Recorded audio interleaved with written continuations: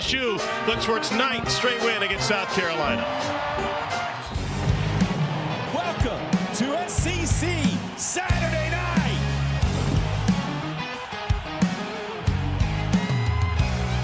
There's a party going on around town. It's one rowdy cowboy throwdown. Miles around, the best of the best come here to put their tough to the test. Give it all for gold or go home broke. When they open up that gate, welcome to the show, welcome to the home of the world's biggest rodeo, where the stars light up the night underneath that Texas sky. Welcome to the show, are you ready for a ride? Yeah, you better buckle up and hold on tight, where the Bayou City streets meet the country roads. Welcome to the show. From Tiger Stadium in Baton Rouge, Louisiana, you're watching SEC Saturday Night, presented by T-Mobile 5G Home Internet. And the Fighting Tigers of LSU, the 11th ranked team in the country, waiting to take the field and hoping to bounce back from their first loss of the season. A season that started with national championship expectations, and now that they've burned their mulligan, they're going to have to play perfect football in the toughest conference in the game. It starts tonight for Brian Kelly's Tigers.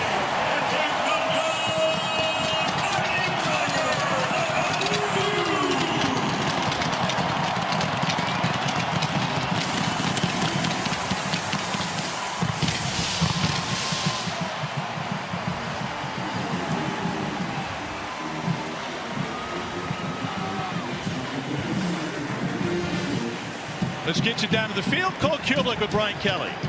Coach Kelly, after a week off, what should we expect to see different about Garrett Nussmeier from a health perspective?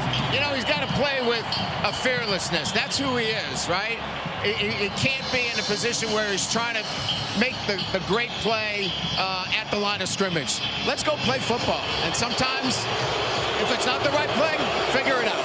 As far as your defense goes, slowing down Lenore Sellers, where will your eyes be first to see if you're going to be able to slow that down? Well, certainly tackling. We have to tackle well. If you tackle well, we'll be in good shape. He's a big guy. You got to get him on the ground. So this is all about tackling. Thank you, Coach. Thank you. All right, Cole, thanks. Tom Hart alongside Jordan Rogers. There's no question that Garrett Nussmeier is the engine that makes this LSU offense go. But due to injuries dating all the way back to fall camp, they've been stuck in neutral. LSU tells us he's as healthy as he's ever been, and perhaps the arm strength will look improved tonight. That feels like a pivot point for this LSU team. No doubt. That's the question every LSU fan wants to know is how healthy is you? You can see the telemetry stats that we have right here. There's ways to measure arm strength, velocity, time to throw, how fast the ball gets there, and every measurement is not the Garrett Nussmeier we saw last year. Much different. So with the bye week, got some time off, didn't throw the football. We're going to see a different, more healthy Garrett Nussmeier. Hopefully so, and that maybe means more explosive offense from the LSU Tigers, something that's been missing. We'll be facing a chaotic South Carolina defense. For more on that, here's Cole with Shane Beamer. Coach Beamer, we have not seen a healthy Garrett Nussmeier this year. How does that change how you want to attack him in this game? It doesn't. He's a hell of a player. He can make off-schedule throws. He's an athlete. He's a competitor. He's tough. He can make every throw out there. Got a ton of respect for him. We expected him to be at his best coming off a off week, and we know we'll get his best tonight. We got to, we're not going to change the way we play defense. We got to line up and go compete and win our one-on-ones. You're peaking at the kickoff. Did it go the way you want? We won the coin toss, so we're off to a good start. There you go. Thanks, Coach. Thanks.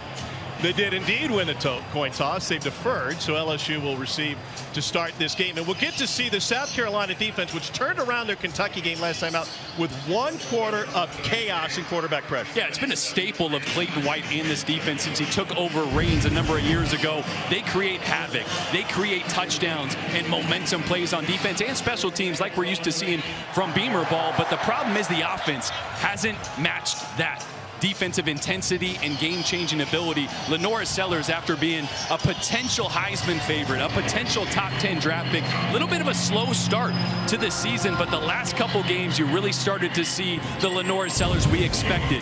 The design runs increased.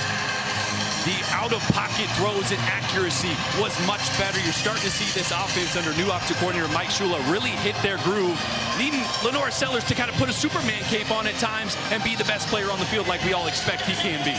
And then the task is to come into Death Valley and win a night game against LSU. LSU has dominated this series. They have won 20 games head-to-head with South Carolina and only lost twice. They've only lost once in this building to the Gamecocks. That was back in 1994. What a scene here in Baton Rouge.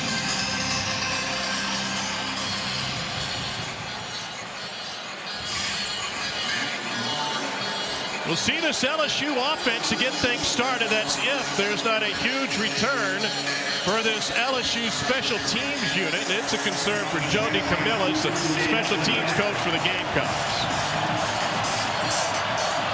And on a Saturday night at Death Valley, we are underway. No return for Barryon Brown. You heard Brian Kelly talk about it.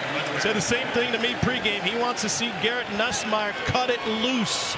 He said, you're the quarterback at LSU. You should be playing with swagger. The question is he healthy enough to play with swagger? Yeah, a lot of times as a quarterback, to make fast decisions, you need to be confident. I don't think we've seen a confident Garrett Nussmeier. His fastball is not what he's used to it being. Maybe tonight we see a little more confidence. We see a little more tempo from this offense. Don't allow him to make too many decisions at the line of scrimmage. Line up, get the ball to your playmakers in space, and maybe good things will happen. Caden Durham is back in the starting lineup after missing last week's loss against Ole Miss with an ankle injury.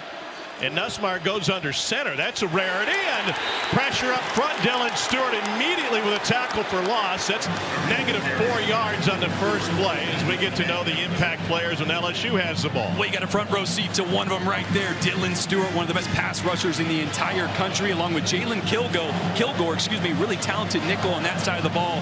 Going to have to deal with him all day. And the healthy Caden Durham and wide receiver Barryon Brown, who's going to be taking a lot of the heavy lifting with the absence of Aaron Anderson. LSU hasn't scored on an opening drive all season. Flag on the play on the perimeter catch by Jawan Johnson. In fact, over their last 3 games, LSU's offense has totaled only 15 yards on its opening drive. And part of that has been the struggles in the run game. On early downs, they're not getting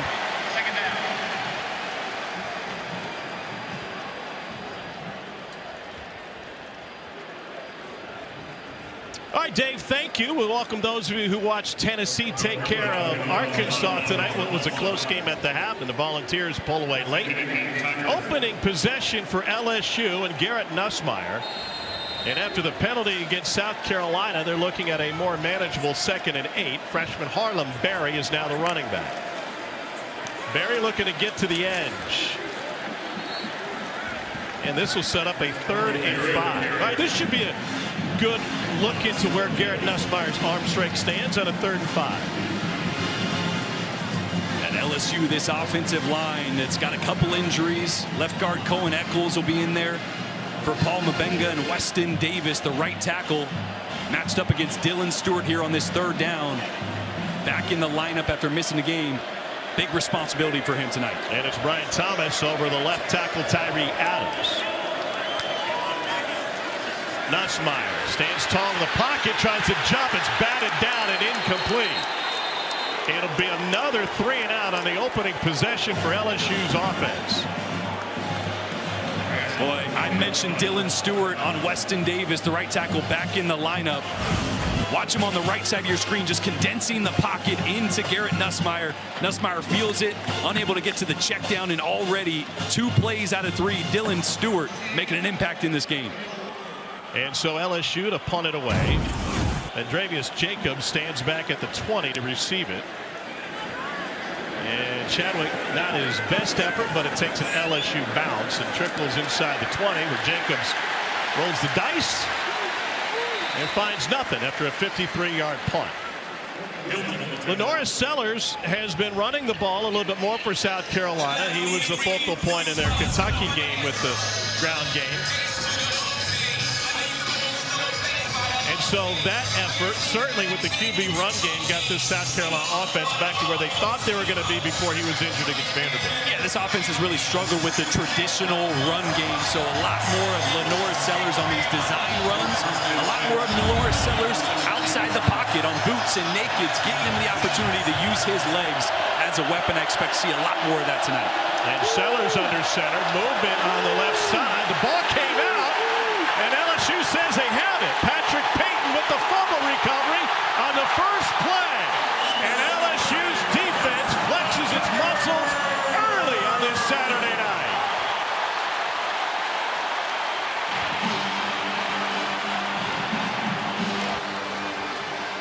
Boy, it's been a revolving door at center. Rodney Newsom, the left-hander in there at center. But how many times a game do we see Lenore Sellers under center? Not many. Not very a often. handful. You got first play in Death Valley with the crowd, and it's just a mental mistake. His hands split a little bit. That ball hits the ground. And a huge momentum play early for this LSU defense. A monumental mistake from South Carolina. I don't love getting under center. First play. On the road, hostile environment, quarterback that doesn't do it a ton. And so back to offense for Garrett Nussmeier and LSU in this short field. And Juwan Johnson takes the snap and takes it straight ahead to pick up 6 on first down.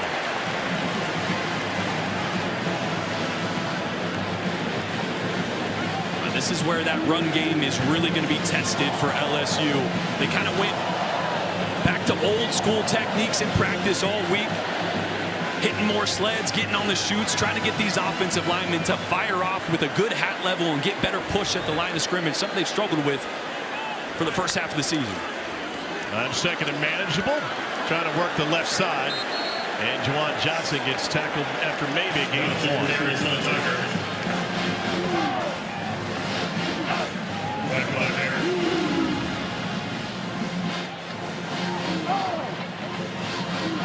Ryan Kelly said he wants to see his quarterback play with a little bit more swagger. And after going 3 and out on its opening possession, maybe LSU can take advantage of the takeaway to find the end zone.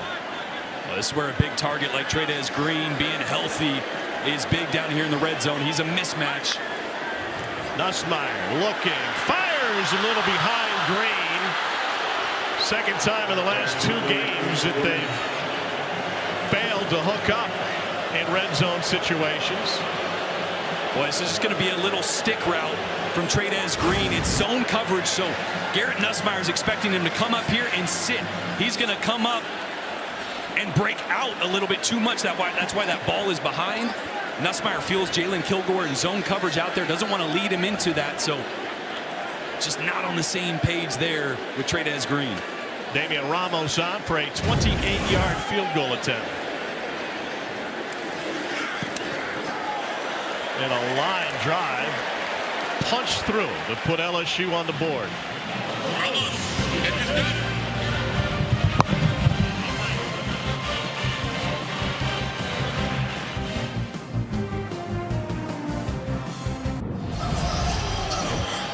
Boy, the opening fumble, I want you to watch the left hand of Lenore Sellers. The snap's going to come a little low. That needs to get up to his right hand. Now Lenore splits a little bit, but it's a low snap from Rodney Newsom, causing that fumble initially.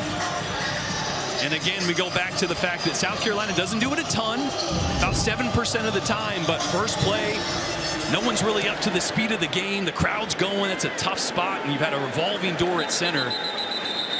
Worst case scenario there. It should be a routine play. Worst case scenario. Cole, South Carolina operates out of the shotgun on 93% of its offensive snaps.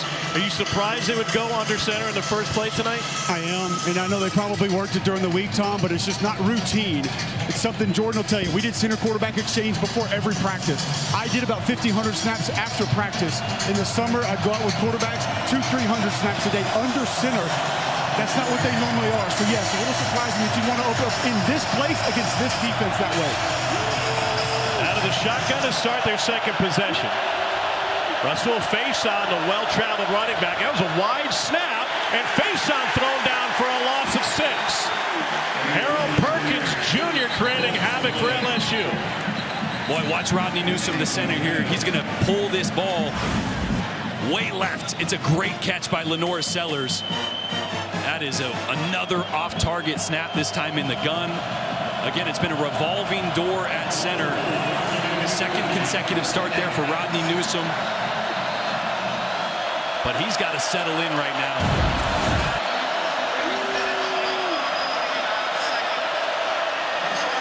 South Carolina has won in the stadium only once in their program's history. That came in 1994. To show you how rare that is, in a stadium where it never rains, it was actually a downpour that night.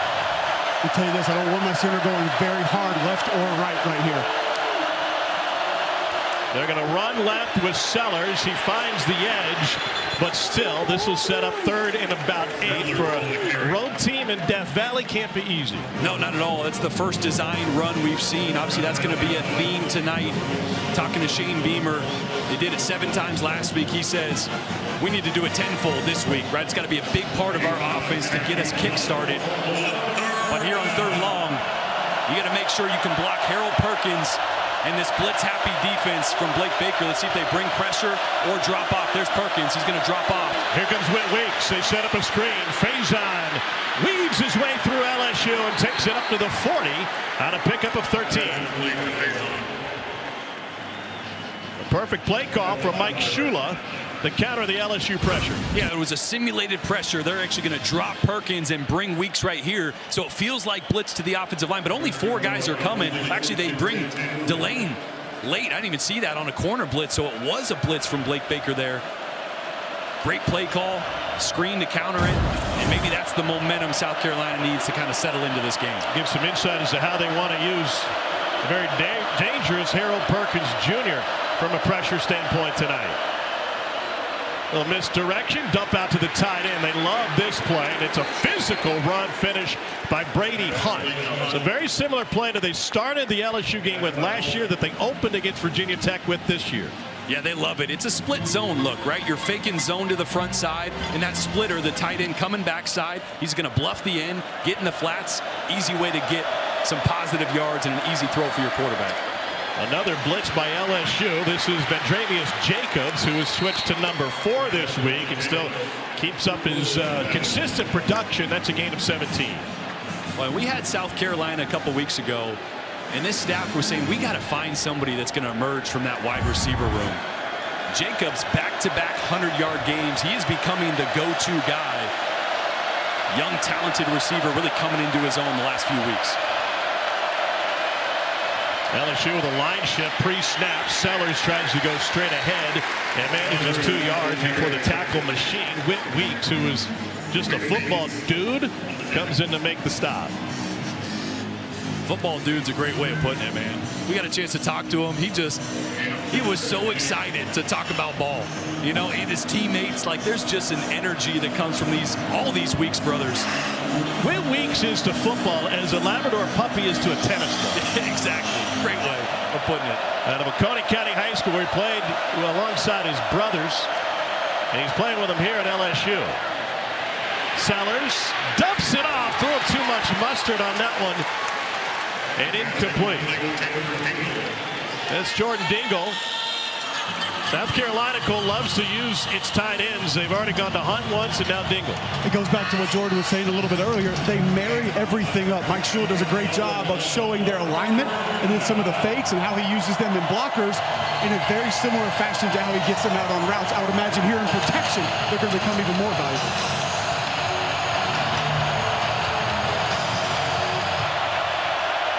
Elite LSU defense, elite LSU crowd. They've had their Tiger juice today. Sellers, QB draw. Stop after a gain of 2 to Marcus Cooley, the freshman from Eastern North Carolina, is the first one there. Yeah, it was a really good job by Tamarcus Cooley. He's lined up over Jordan Dingle, the tight end. Dingle goes to lead block for Lenora Sellers. He follows it, and a great tackle in the hole. He was the last line of defense there. If he's not there making that tackle, Lenore's has some green grass and maybe a touchdown. It's a big stop from LSU after a really good second drive from South Carolina. William Joyce on to attempt this one. He's 4-5 on the season. 47-yard attempt. Never had it. Never will. Started right and stayed there.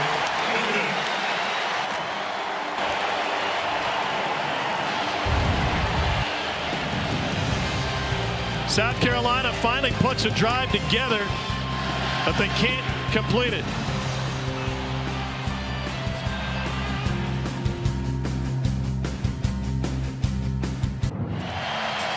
Well, college football's celebrity it couple is now young Miss Landry Kiffin and LSU linebacker Whit Weeks. What she may not know about her boyfriend is that he gobbles down 2 cups of coffee immediately before every game. Her dad, after the Ole Miss game, said, "I guess we're running too much on you." He said, "No, sir, I just had too much coffee." This is the result when he has too much coffee pregame. No, it's going to be a double time, too. He's like, look, I know I throw up after I drink coffee every time, but I got to do it. Cole, I mean, football dude, and by the way, his girlfriend's dad eked out a 24-21 win against Washington State today. I mean, he's just a pure pleasure to speak with, and he came over to me before the game and just smiling ear to ear, asking me how I was doing, and I was like, I'm great, man. You know what I love about this guy? He told us, he said, Southern football is the Super Bowl to me every day. Nussmeier looking for a screen. Instead, it's his tight end, Bowers Sharp, who lowers his shoulder and is able to pick up the first down. What do you want to see from Garrett Nussmeier tonight? Well, first I want to see how healthy is he. We haven't seen him push the ball vertically. Watching closely his mechanics. Talking to Joe Sloan, the offensive coordinator, because of the injury, started to kind of get some bad habits in practice, kind of going through the motions 50%. He's got to load up his back hip more, rotate through the throws like we're used to seeing last year. That's what I'm keeping an eye on early. That hip injury is what should have sidelined him for a good chunk of fall practice. They only kept him out for just a little bit. So we take a look at what he's doing pregame. Yeah, and this is a drill. We used to call it stork drill. Maybe we should have called it flamingo. But he's trying to re-emphasize getting weight on that back foot, loading it up, and then rotating through. Something we haven't seen the first half of the season. He's been getting really long with his strides. He's been leaning on his front side. That's when you see the accuracy and the misses high, and that's when you see the velocity dip as well. So if he's healthier, he's going to be rotating through and loading up that back hip a little bit more. On second down, he's going to try and scramble, and he lowers his shoulder, dives across the logo. That's a first down run by Nussmeier.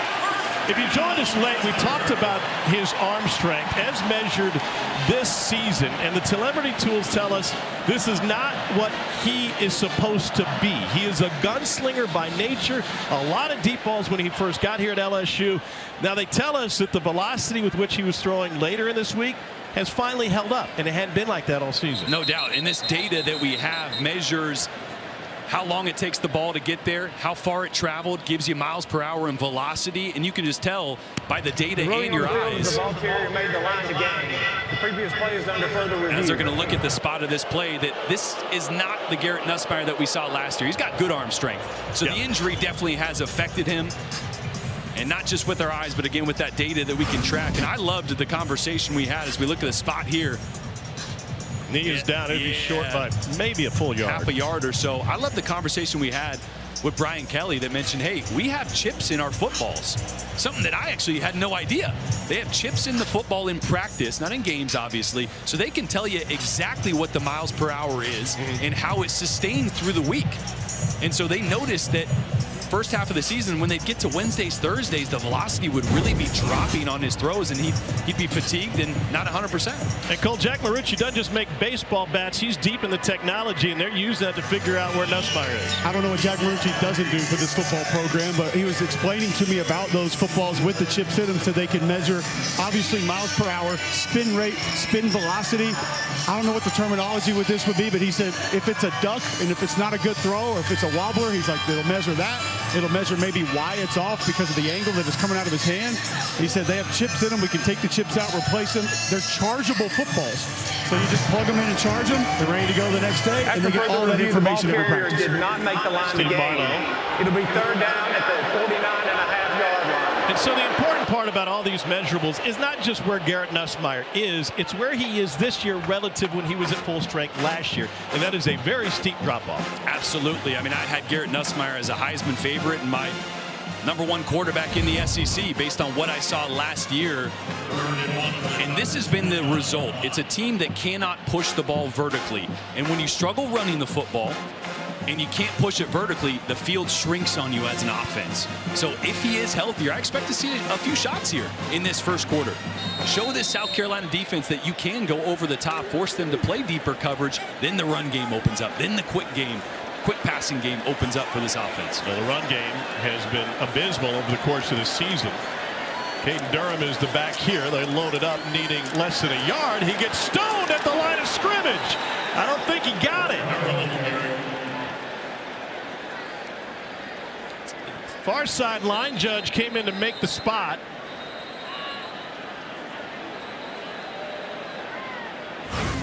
Nick Barrett is the injured Gamecock. Boy, and it's Dylan Stewart meeting Caden Durham right at the line. Boy, Dylan Stewart has been so impressive early on. Just stonewalled right tackle Weston Davis and then makes the tackle. Watch him on the right side of your screen.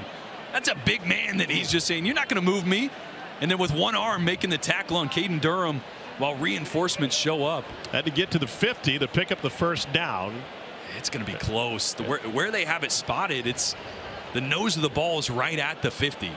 And you can think of it like the goal line. Like you just have to break the plane in the front of that chalk line. Yeah, I think it's going to be by a hair a first down. But, man, Dylan Stewart making an impact early in this game.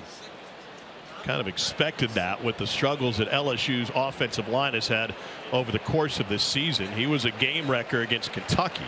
Nick Barrett is on his feet and headed back to the South Carolina sideline. Meanwhile, they signaled that he did indeed get enough for the first down, but based on where the ball is placed, he got it just by the nose of the football. Hey, just a heads up, Tom. Nick Barrett is 10th among SEC defensive tackles in snaps played this year. South Carolina has 3 of the top 10 at that position. They don't play a lot more than those 3 at that spot. Their depth will be tested early in this one. Third possession of the night for LSU. They went 3 and out on its first, and a short field for a field goal on its second. Sling out to Kyle Parker.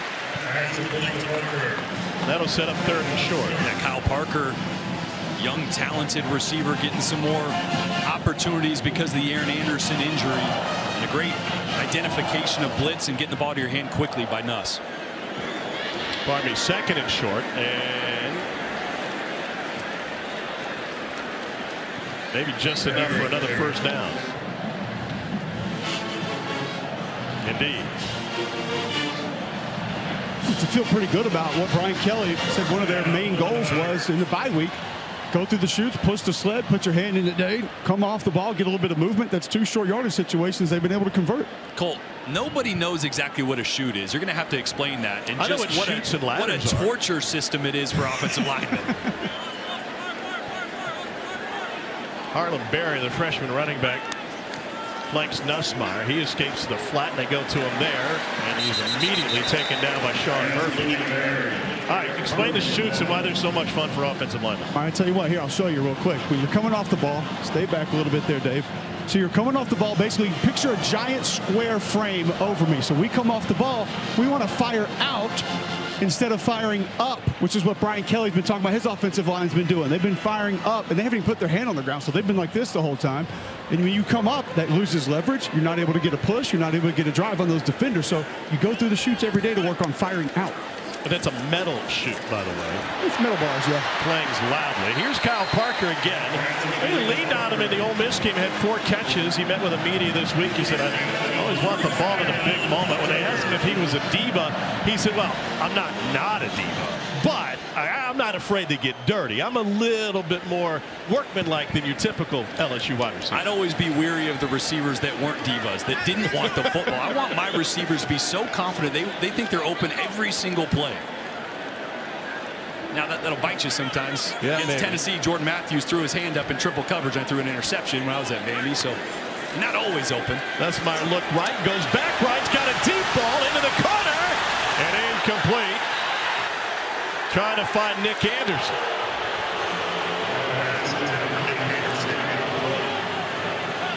Boy, good velocity on that ball from Nuss.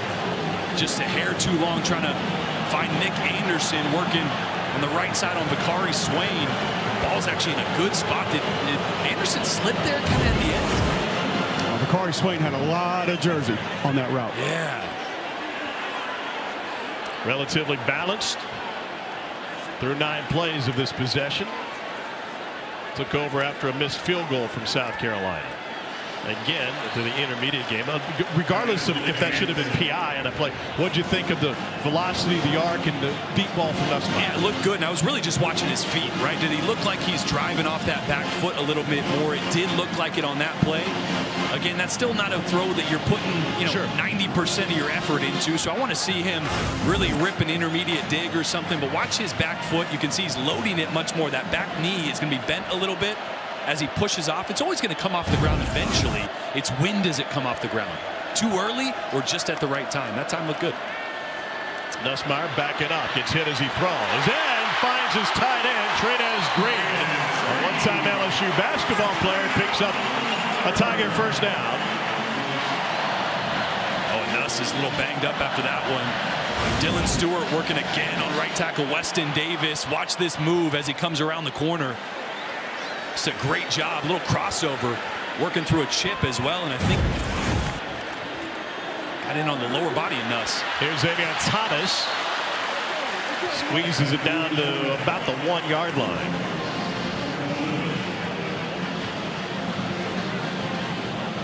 It looked like on that tackle from Stewart, Nuss's legs got tangled up a little bit. He's limping, but pushing through here in the red zone. Johnson, the lone back, Nussmeier under center. They had a 4th and 1 that Nussmeier didn't check to. They had to burn a timeout late in the Ole Miss loss when he went under center.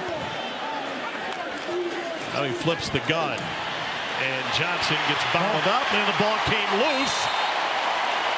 See if LSU recovered it. And South Carolina comes rushing out with the football. There is no signal from the officiating crew. Jaron Willis found the football after it was coughed up in the end zone or over the goal line. Boy, DQ Smith came and made the hit at the goal line. It was a great move initially by Juwan Johnson of avoiding Troy Pikes, who came through almost untouched.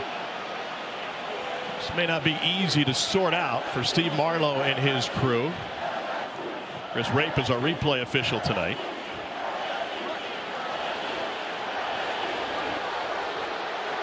South Carolina. Nussmeier's here in touchdown. Ruling on the field is a fumble recovered by the defense in the end zone. Touchback.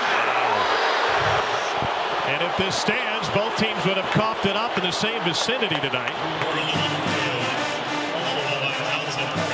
We'll take a long look at this one. We'll do the same as we step away to Pace and Bills. Juwan Johnson towards the goal line. We'll see when the ball came out. Maybe we'll have a decision when we return.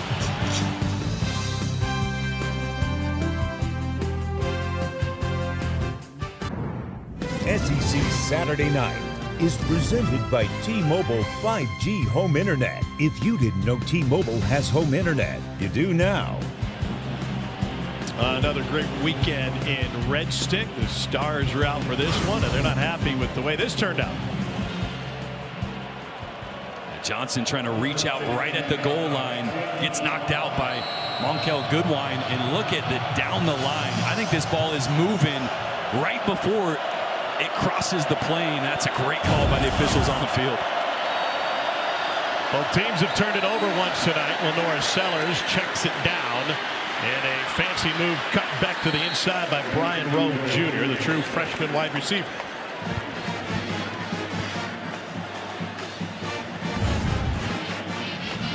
Well, we kind of knew this game was going to be a little messy at points, right? Both these offenses kind of struggling to find consistency, and so far both turning it over once. We'll see if South Carolina can capitalize.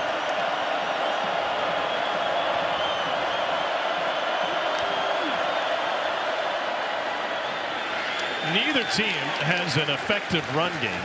It feels like every yard goal they have to scratch and claw for, and that sets up 3rd and 1.5.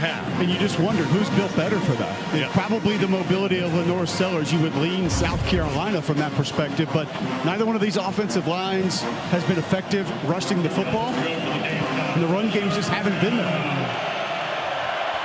They love to keep it in the hands of their quarterback, Lenore Sellers.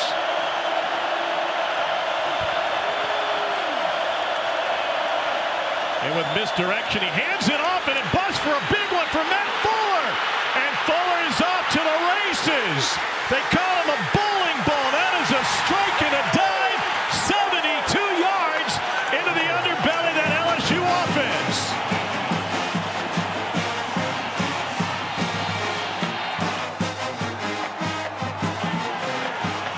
says they can't run the football? Longest play of the year for the Gamecocks. There is an injured South Carolina offensive lineman, Shedrick Surratt, the left guard, still hasn't gotten up. That misdirection is what they usually run to the perimeter. Jordan, they didn't go to the perimeter that time. No, how many times have we seen that tight end coming across the formation and Lenora Sellers faking it and trying to dump it off to that tight end? What an answer from this South Carolina offense, and Matt Fuller, who's been more of the featured back. They've been trying to figure out who their go-to guy in the backfield has been as well. 19 rushes for 48 yards. Watch the motion. You're going to see Jordan Dingle come across the formation, and watch how it affects both West Weeks and Harold Perkins. They're both going to go with the motion, thinking, oh, this is where they throw it to the flats. Nobody left at the second level for Fuller. One move on Cooley, and he's off to the races.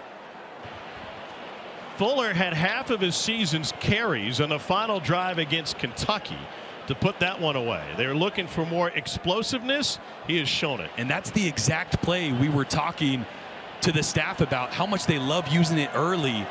LSU obviously probably repped it a million times in the week, and they're like, okay, this is where Lenoris likes to get outside the pocket. He'll either dump it off, or we got to worry about him running.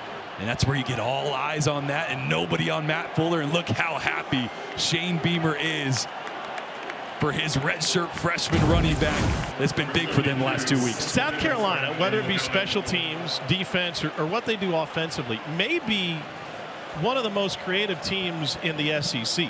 They are not afraid to change things up to find, even if it leads to imperfection, they at least cash in on the creativity. Yeah, and it's not reinventing the wheel. It's just knowing, hey, this is a staple, something we like to run, this concept. Split zone look. Sometimes we play action off it. Sometimes, we hand it off. But how can we do it out of a different formation? How can we show it early, which they did, right? They hit the tight end in the flats, and then get everybody thinking that's what's coming and cross them up. That's exactly what they did there. A great call from Mike Shula in this offense that has struggled at times this year, but finding their footing here.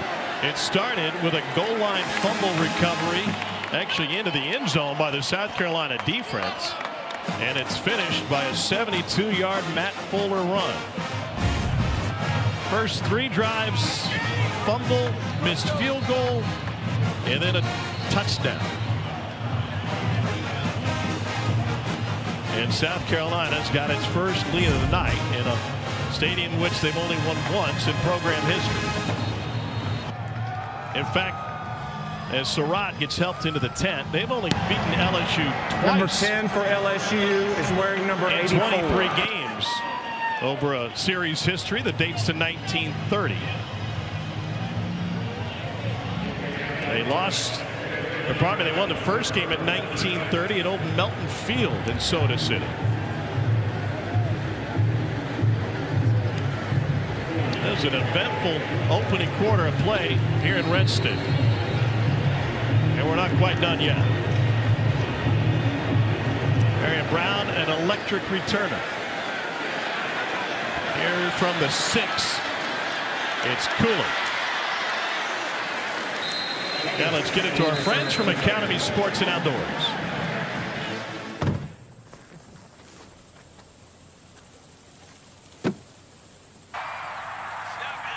Any gate can be a tailgate.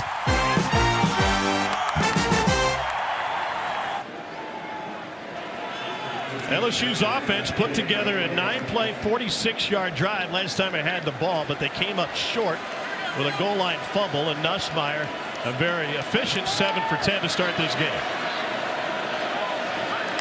Harlem Berry in the backfield.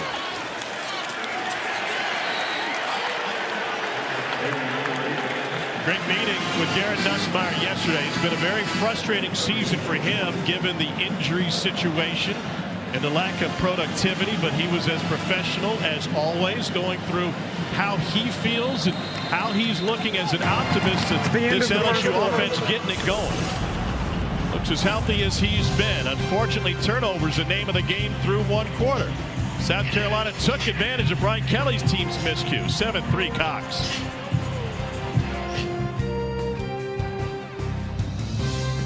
It's a 7-3 lead. Every big play comes with a step back. Here's Cole with Shane Beamer moments ago. Coach Beamer, Cedric Sirocco's down. I know you're excited about the touchdown, but I saw your reaction running back to him. You're already a little bit thin there. What does it do to your offense the rest of the game? Yeah, it doesn't help. They said he's got an ankle. They're checking him out right now. I haven't gotten an update. Obviously, that's not ideal. But, you know, we got some other guards that can get in there and compete. And next man up if he's not able to go. Thanks, Coach. Thank you. Meanwhile, pressure on Garrett Nussmeier again as he converts with Kyle Parker. Third catch of the night already for Parker. We were talking with Clayton White, the defensive coordinator for South Carolina, and he said, you know, going into every game we ask, who's the fish? We got to find the fish, and they want to try to attack this LSU offensive line that has underperformed for a variety of reasons over the course of this season. And Durham sneaks over to pick up a first down. Yeah, and it's an offensive line. It's a little banged up, right? Paul Mabinga is out. Cohen Eccles is in at left guard. They've blitzed him a couple times directly already in this first quarter. Weston Davis obviously struggling a little bit on the right side with some one-on-ones and Dylan Stewart. That's Gabriel Brown-Dindy who's hurt. So he was backing up Nick Barrett. All right, so if you were Clayton White and you saw the numbers of this LSU offensive line measured as wins above replacement, who does that tell you that you want to attack with two really good defensive ends? Yeah, it tells you want to attack Weston Davis on the right side. As you can see the ranking there, 608th out of 653. That's just a complete composite of who you are and your value as a player, from protection to impact, etc. They've got Sharp, the tight end, helping them out this time, and they're going to try to keep it on the ground. Durham sheds a would-be tackler, and he takes off down the sideline before J.R. Johnson pops him out of bounds. So it's a pickup of 23. Boy, it's a really good block by Cohen Eccles right here. Watch him just go one-on-one with Brian Thomas. Hands a little bit on the outside, but great initial push. He drove him 3 or 4 yards downfield. That's the push this offensive line has been missing the first half of this season. Eccles stepping in. Great block there. And now first down, Nussmeier to throw. Lobs it. It is a flag drawn, and that's a successful play. Chris Hilton matched up with Brandon Cisse. NFL level defensive back. Pass interference. Defense number 15. 15-yard penalty. Automatic first down. Yeah, Brandon Cisse is South Carolina's best corner. Joe Sloan mentioned we want to avoid him when we can. Chris Hilton actually takes an inside release here, which makes it really tough on Garrett Nussmeier for where to put this ball. He did about as good a job as he could. You see the contact from Cisse down the line there. And he's got a guy in the perimeter, Chris Hilton, whose straight line speed is 11th fastest in the country among 531 wide receivers. He can roll. So when you got a one-on-one matchup, you love his speed. That time, you just got to get an outside release. Got to go to slant here, and a nifty move by Trey'Daz Green after the catch. And he takes it down inside the 5, a pickup of 15. Trey'Daz Green, 6'7", 240 pounds. Kind of a hybrid tight end. He's a mismatch anywhere he is. You saw the athleticism there on the slant, and a South Carolina player. This is the third different South Carolina defender who's been injured here in a quarter plus tonight, and leads to a stoppage of play. They already had Nick Barrett go back to the tent, and then that was followed by Gabriel Brownlow-Dindy. And Shane Beamer trying to keep his guys positive, but that was Brandon Cisse who took some friendly fire from a teammate. And you can see Clayton White just going, man, couple interior defensive linemen down and off the field with injury, and now your best cornerback taking friendly fire, laying on the field. Well, you hate to see this. Cisse has a fantastic future as an NFL defensive back and best coverage guy on the field, but got upended by his own man. Back to Baton Rouge in a moment.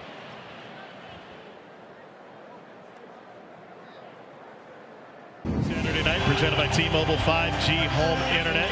South Carolina having injury issues. This is a big one. Brandon Cisse helped off the field by the athletic training staff as we were headed to break. They lose their best cornerback. They just got Judge Collier back. He missed a few games with injury. And Cisse into the tent.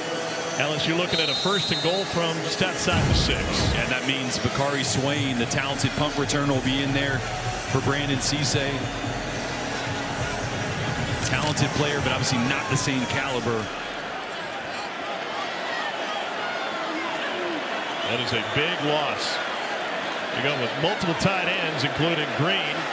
Jawan Johnson split out as well. Empty backfield. Nussmeier to the corner. And there it is. They finally hook up with Trey'Dez Green. A 6-yard strike to the 6'7" tight end out of Zachary High School. There's a flag down, maybe a little excessive celebration.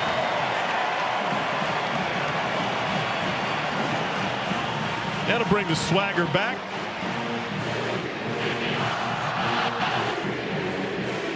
Haven't seen that version of Garrett Nussmeier in a few weeks. The ball was absolutely on the money. The 6'7" tight end, a mismatch on whoever After the score, he lines up on. unsportsmanlike conduct, number 10, offense.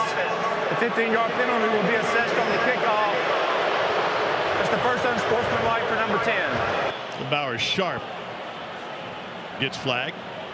He's just trying to celebrate a little too much maybe with his tight end buddy over there. So Damian Ramos for the point after. LSU has reclaimed the lead.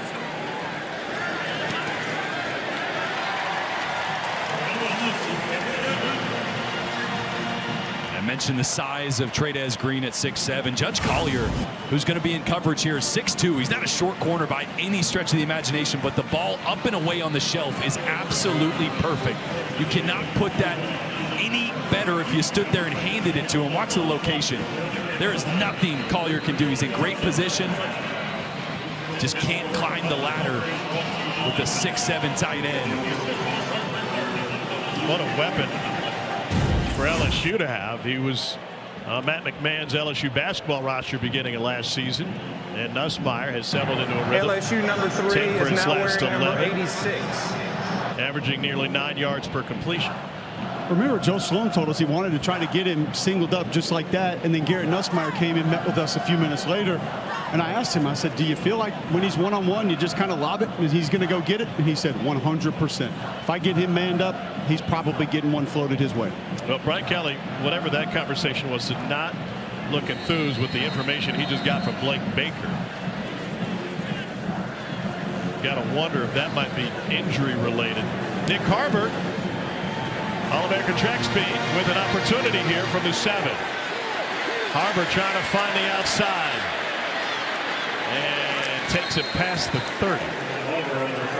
All right, let's revisit how we got here. If you're a little late coming to us tonight, the first snap of the game for South Carolina, they fumbled it and set up LSU in its second possession with a short field and a knuckleball sidewinding field goal went right over Cole's head.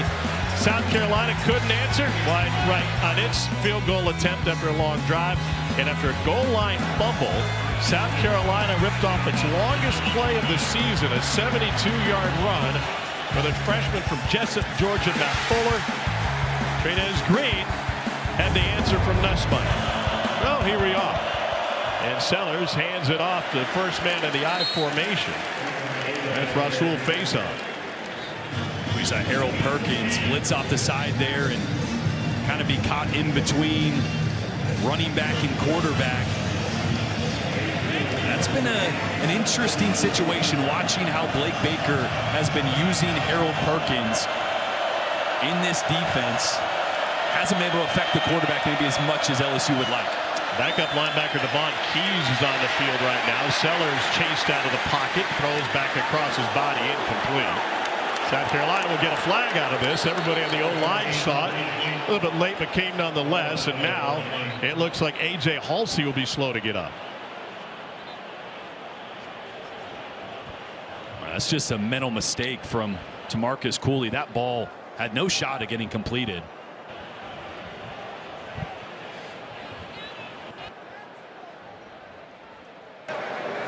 Pass interference, defense, 0. Automatic first down. Cooley just way too early ball well high. Brian Rowe never had a shot. Cooley with the early contact, and you mentioned the friendly fire there, collision with A.J. Halsey as well.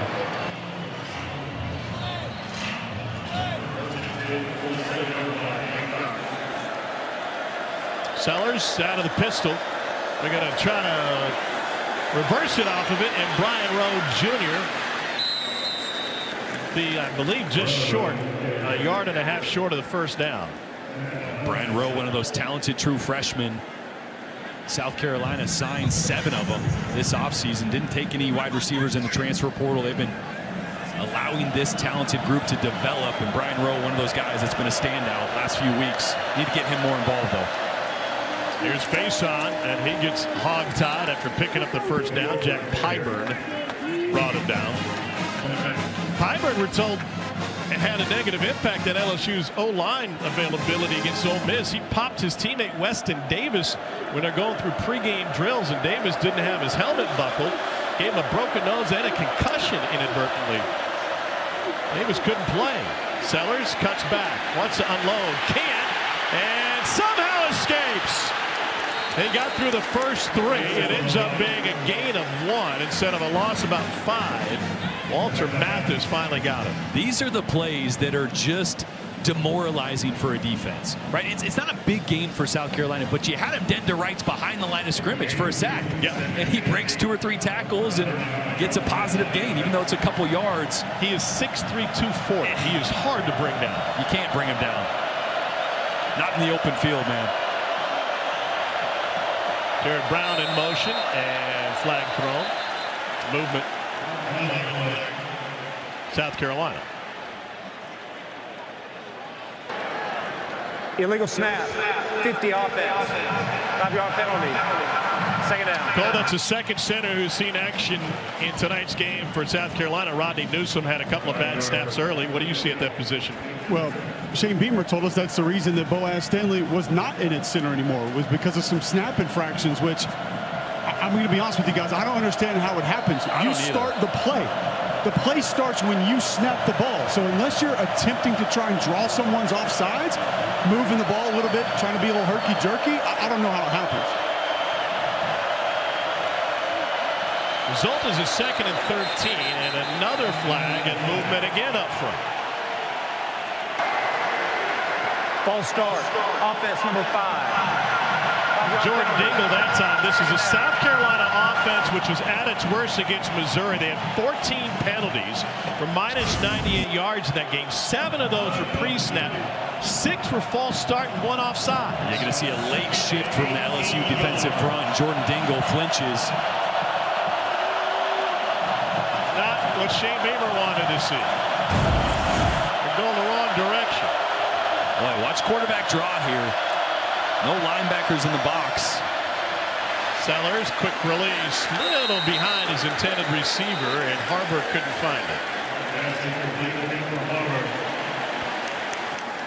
A little miscommunication there. That ball, not sure if Sellers thought Harbor was going to stop. An incomplete pass. 3rd down. Had a little pressure in his face, but Nick Harbor, such a unique talent, still developing as a wide receiver. 3rd and forever.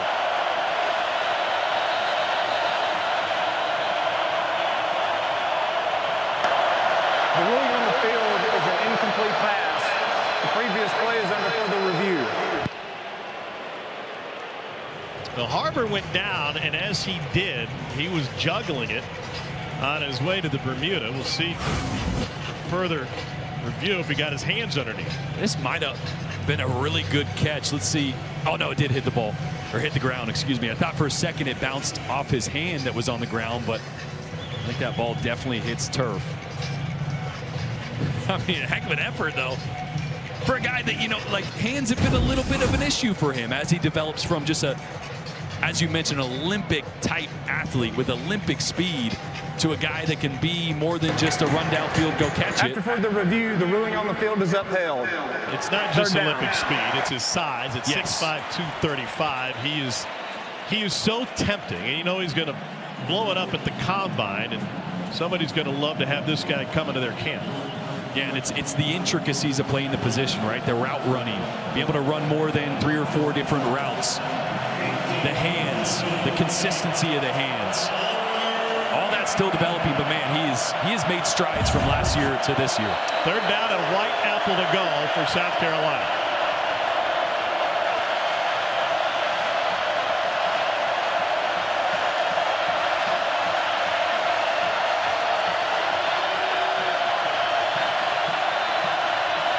Sellers adjusting his running back. Big jump on the far side. Sellers escapes again. And he dances up the sideline. Ends up being a gain of 1. And South Carolina will have to bring the punt team now. And he almost had Nick Harbor way downfield. It would have been really tough for Sellers to flip his hips and make a throw about 50 yards. Restart the game clock. Watch Nick Harbor right here. He's going to run all the way downfield, put his hand up as Lenora Sellers escapes.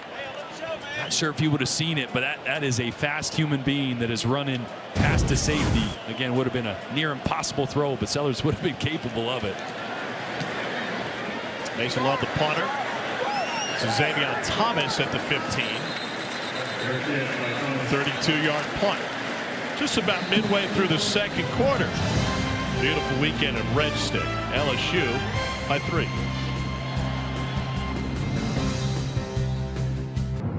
Here's a new twist on Fansville, brought to you by Dr. Pepper. Celebrities out in full force at Death Valley tonight. Hey, Jamarcus Russell in the building tonight. Leonard Fournette. Nobody could carry it like he could. He was all smiles pregame. Theo Vaughn thought he was a Vandy fan. He's with Brian Kelly pregame. And the Rookie of the Year, 24, also a national champion for Jay Johnson, Paul Skeens. And, she seems to be on his hip no matter where they go. What did Skeens have to say pregame, Cole? I'm just going to say this. Super nice guy. Super appreciative because there's an 8-year-old and 5-year-old at the house. They're going to lose their friggin' mind when they see what they got from him. So. May or may not be an autographed baseball. Oh, really? You just carrying a baseball around with you? There's a guy named Panamsky that maybe helped me with that. To the edge, first catch of the game by Marion Brown. Did you have Libby autograph a bean? I did not. No, I didn't think that they would even know.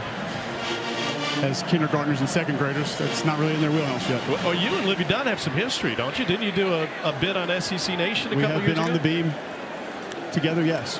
Didn't go well for me, but she's a national champion as well. The beam is hard, man.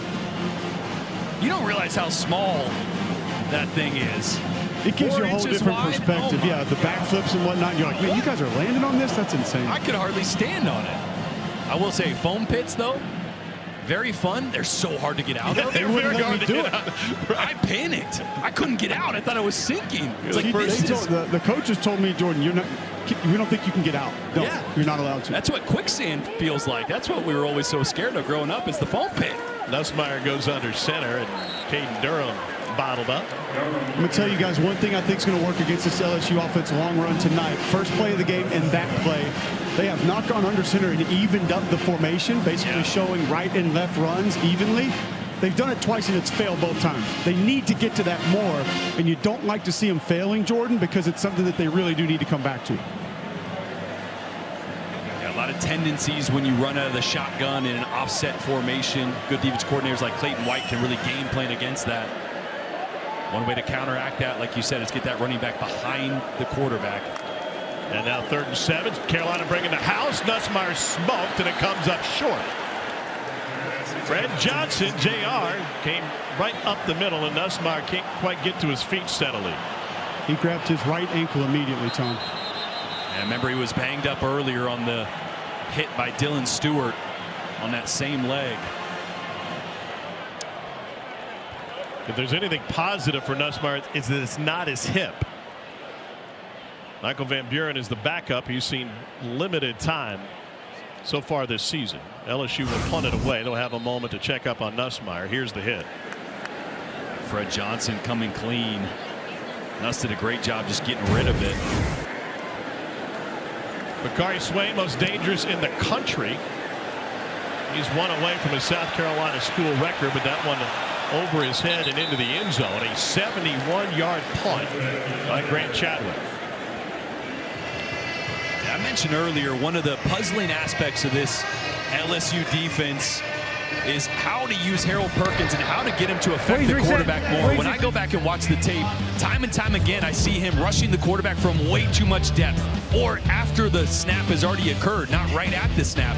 You see he's just a couple steps away, coming from 11 yards deep. Here, this one triggers after the snap, after the quarterback's already hit his right foot, coming from 9 yards deep. He's just never going to get to the quarterback, even though they're pushing it downfield. And here's the time when he does trigger right at the snap, but he's coming from 4 yards deep.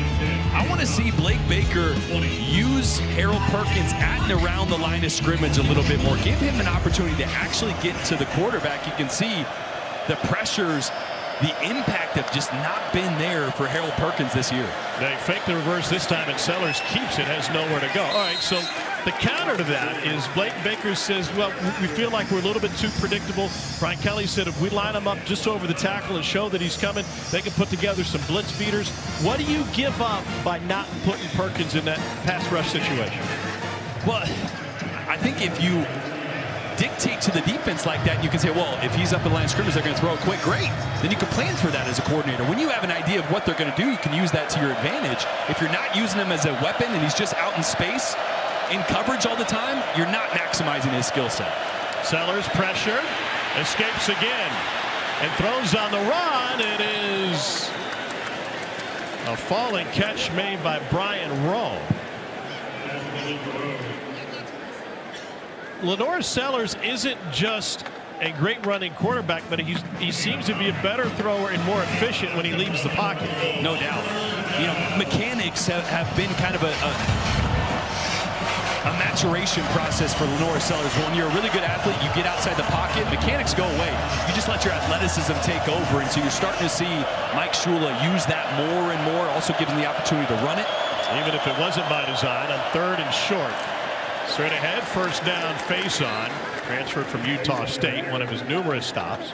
We haven't seen yet this South Carolina team really push the ball vertically. And that's actually something that Lenore Sellers does as good, if not better, than almost anybody in the country. He's 12th in the FBS in completion percentage on throws at 20+. He was really good. I think 6th overall last year at right around 50%. Well, he threw for 300 yards against Missouri on just 18 completions. Yeah. That was the scope of their offense, hitting the big play in that win in Columbia. And with how much LSU is pressuring and dialing up these blitzes, you're getting one-on-one coverage on the outside. So if you're able to give Lenore Sellers some time, you can try to exploit that. Sellers hands it off. And they get a first down run from Jared Brown. Atlanta area native who started his college career as a Chanticleer at Coastal Carolina. Actually a wide receiver. They didn't even have a running back on the field in that personnel group. 4 wide receivers and a tight end. The traditional run game, if you want to call it as such, for South Carolina is generally non-existent. They hope Matt Fuller can fix that issue. He did with a touchdown run earlier tonight, and now flags and whistles and movement. False start.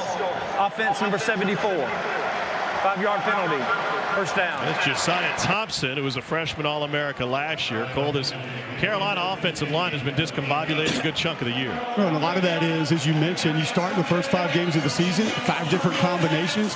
That means you're probably, if you got guys dinged up, Tom, you're not practicing together. You're playing with guys who didn't practice. It's tough to gain that continuity.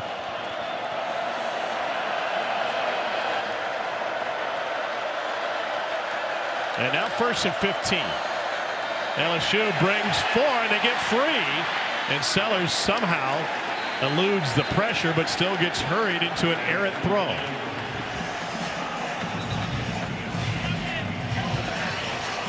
What's going on up front for South Carolina? Well, it's just eyes in the wrong spot.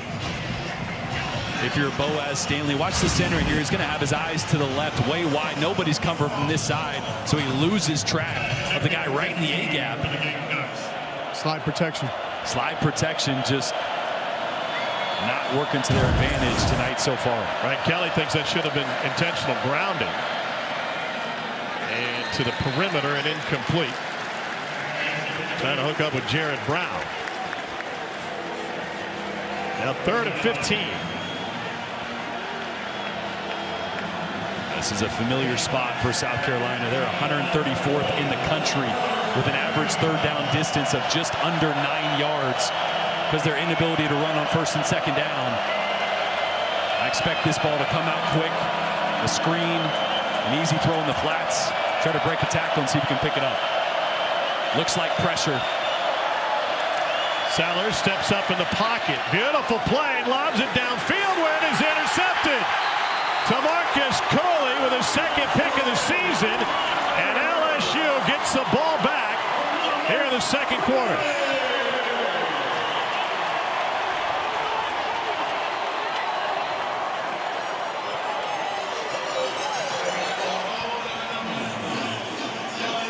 Second turnover of the night for South Carolina. And for this opportunistic LSU defense, it's another interception for Blake Baker's crew.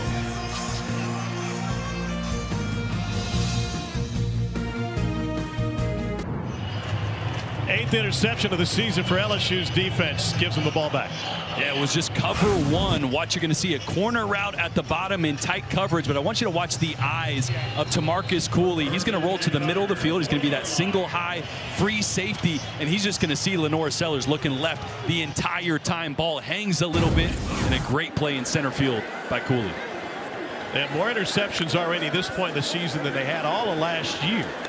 And Nussmeier drives that one to Tradez Green, who picks up 8.5. I'll tell you what, just by my eyes, the velocity looks so much better from Garrett Nussmeier. Yeah. Right? We saw a couple weeks ago the ball missing high, floating a little bit, maybe not as tight of a spiral. He's driving these footballs. He's been accurate. That ankle is taped up. Obviously, he's been banged up a couple times already in this game. And the handoff goes to Caden Durham, who picks up the 1st down. Going back to what Brian Kelly told me pregame on the field, he reiterated it to Cole pregame as well during the pregame interview. He wants Garrett Nussmeier to play with some swagger. He said, just let it hang out, man. Just go play football. And Garrett Nussmeier, when he's at his best, it's not even a question. That's who he is, right? I mean, we used to throw around the term gunslinger just because he was not afraid to take chances, but that was when he had his fastball. He is looking a little bit more like tonight. That fastball's back. Maybe not quite hitting 100, but hitting up around 96, 97. Steps up and goes deep down the middle of the field. This is Hilton. And it popped loose before he could secure the catch. And that right there is a throw that the last couple weeks we've seen end up short. That ball right on the money.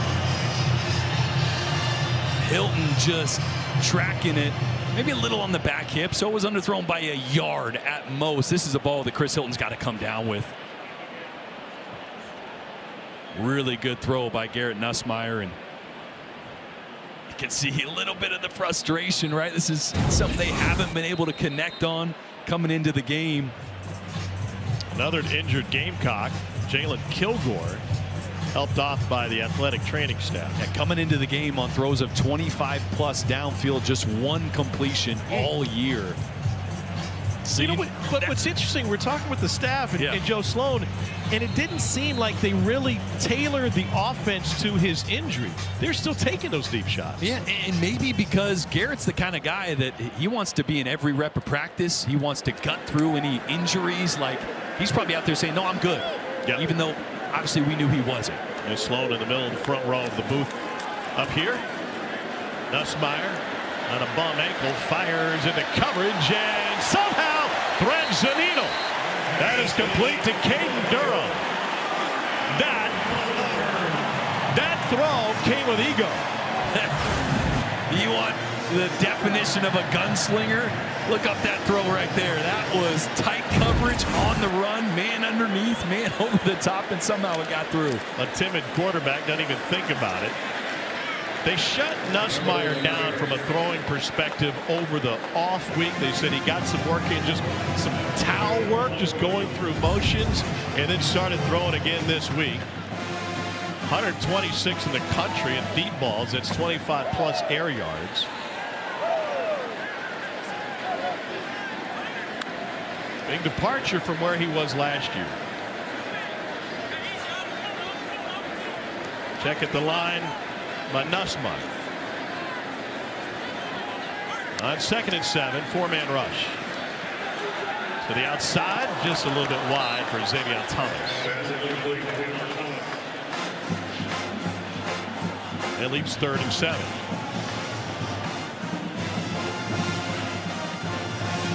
What do you like here? Well, you know, talking to Joe Sloan, he loved the idea of going empty at times. Clearing the picture for Garrett Nussmeier, trying to create some matchups with some of their faster slot guys, or Trades Green, their athletic tight end, on some linebackers. Juwan Johnson, their best pass protection back in the game now. They're not going to go empty. They will go 4 wide. Nussmeier's coming off of his worst passing performance last week against Ole Miss, and on the cloud movement. False start. Offense number 14. 5-yard penalty. 3rd down. And one of the reasons so much was expected for Nussmeier is this guy was one of the best in the country in passing yards last year, threw for 6,900. And he's one of the few, only the 4th SEC quarterback to return after throwing for over 4,000 yards. Carry those expectations into this season, right? I mean, the question mark was supposed to be the defense. Yep. They look pretty elite so far through the year. The offense is the one that's still playing a little bit of catch up, but looking much better with a healthier Garrett Nussmeier tonight. 3rd and long. Nussmeier slings it over the middle, overthrows man, and it's picked off by DQ Smith. Pass interception. The teams are just trading turnovers here in the first half tonight. Oh, it's kind of twofold. Garrett Nussmeier's going to be drifting to his left to avoid pressure coming from the right. Monkel Goodwine's going to come on a stunt, and that's going to, you see how he threw it, anticipating that pressure to his left side, so he never got through the ball, left it high. That's when you slide your hand underneath that football, because you don't finish the throw, it's going to pop up and go high. They're like Uncle Rico slinging pizzas. Yeah, right at Napoleon Dynamite. Yeah. He's spent a lot of time on the ground tonight. DQ Smith with a forced fumble and now a pick, making his team-high 39th career start tonight. 2:14 to play. Carolina's got all 3 timeouts remaining.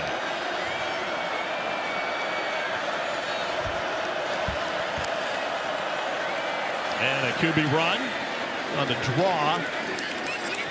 And that pile's still moving.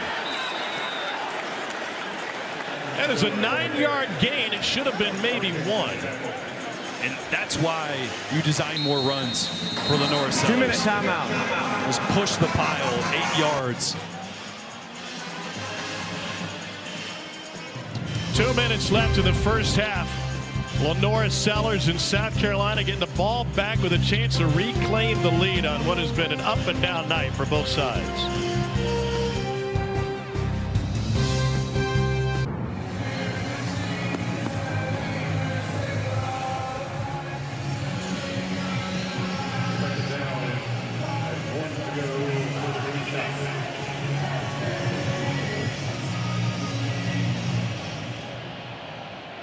All right, gentlemen, thanks.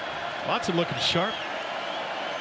Doran go back to work. 2nd and 1, straight ahead, and a first down carry.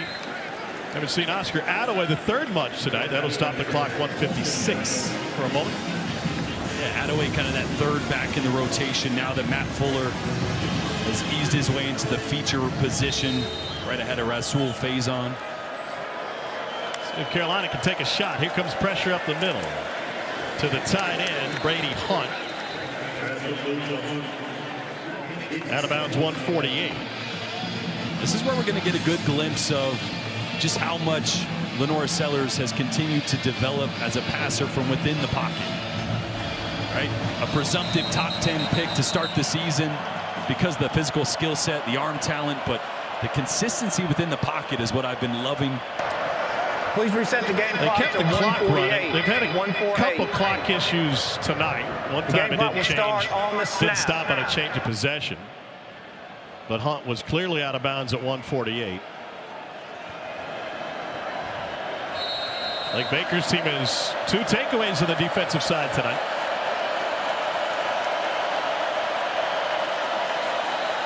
Sellers, and that one stopped pre-snap. Movement again. What is this, the 4th false start on South Carolina tonight? Before the snap, false start, number 74 offense. Second on Josiah Thompson, the Still left second tackle. down. Please reset the game clock to 148. Harold Perkins impact that? Well, no, miscommunication again between Boaz Stanley, the center, and Lenore Sellers. Lenore stepped forward like he was going to change the play or communicate something. Watch him step forward, and then Stanley snaps it. So Sellers not ready for that. Well, I was going to say, when you watch that from the sideline, the tackle and the center moved at the same time. Yeah. So almost should have been a fair game there. Yeah, or false start on Sellers for moving forward. So 2nd and 10. Over the middle and off the hands of Brian Rowe. Would have been a nice catch and run. There's another flag down. This one on the near side in the position of perhaps defensive holding. Holding. Defense 0. It's a 10-yard penalty. Automatic first down. And it's to Marcus Cooley. Had the pick a little bit earlier this half. Yeah, this is an LSU secondary that does not shy away from playing man coverage. It's kind of the DNA of Blake Baker and who he wants to be as a defense. Play man coverage physically on the outside, be a pressure-oriented team on the inside. That time just a little handsy by Cooley. Get in trouble at the 8th grade dance. Oh yeah, been there. There's some room for the Holy Spirit. Sellers steps up. He's going to run for it. He picks up a first down, taking it down to the 41-yard line. This is a designed quarterback draw, and it's a great block by Oscar Attaway coming one-on-one down the pipe. They're going to go tempo here. Yeah. 90 seconds left in the half. Sellers deep drop. And good coverage by Cooley that time. They're trying to sneak it into Majio Bennett. Sellers only 6 for 12 tonight for 61 yards. Yeah, but no need to panic here. You got a minute and 24 seconds, all timeouts. The clock is not an issue at all. Here on 2nd and long, I almost would like to see another quarterback run to try to set you up in more of a 3rd manageable situation. Mike Shula, offensive coordinator. First season with that title for Shane Beamer's team. 4-man rush, games up front, and it is Bennett. Cooley was draped all over him, and it's incomplete. And up 3rd and 10. That pressure came right up the middle on Boaz Stanley. Center struggling with snaps, struggling with protection right now, and a massive 3rd down to try to at least get into field goal range here. Tie the game before half. The long for William Joyce is 49 yards. Which means you need to get around the 32-yard line or so if they can pick up about 8 yards. They're bringing the house up the middle. Sellers running backwards. And he sends that one to the sideline and out of bounds. Again, Kelly looking for illegal grounding. Whit Weeks came with Harold Perkins and Bernard Gooden. Just an all-out blitz up the A-gap. I love seeing Harold Perkins a line in the A-gap. And the question should be, was that intentional grounding? And now they drop the flag and announce it.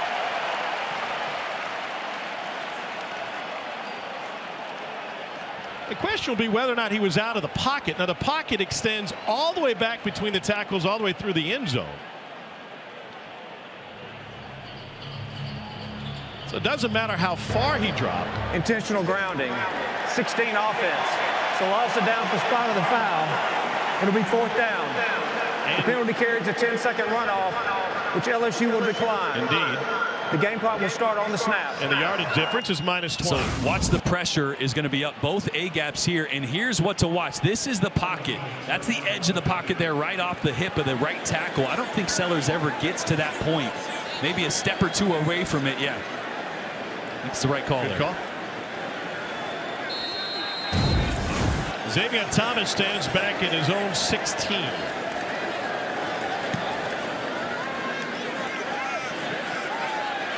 Driven back to the 10 and now to the 5.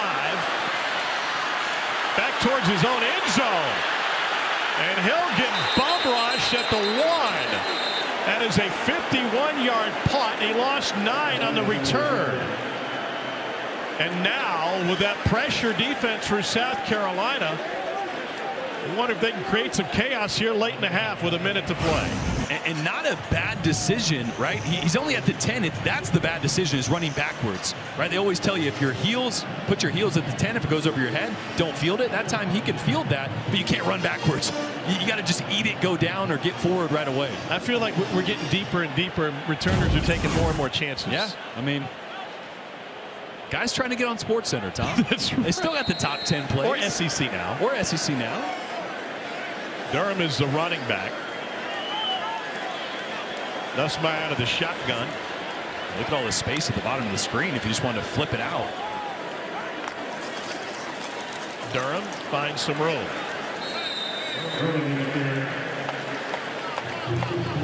Beamer uses the Timeout, South timeout. Carolina. The first of the half. 30-second timeout. I was just going to say, they got all three. You might as well force or try to stop LSU, force them to punt, see if you can get back in field goal range before half.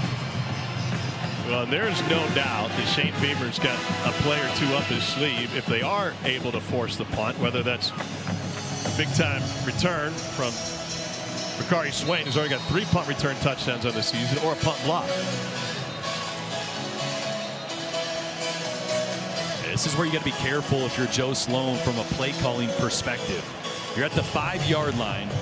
If you're gonna opt for a pass play, Garrett Nussmeier's gonna be standing in the end zone. You gotta be really careful with Dylan Stewart over there rushing the passer and Brian Thomas on the other side. I expect another run here. They had Dylan Stewart compressed down inside last time. Not where you want him in this situation. Stewart's in on 2 sacks against Kentucky last time out for South Carolina. Big home win.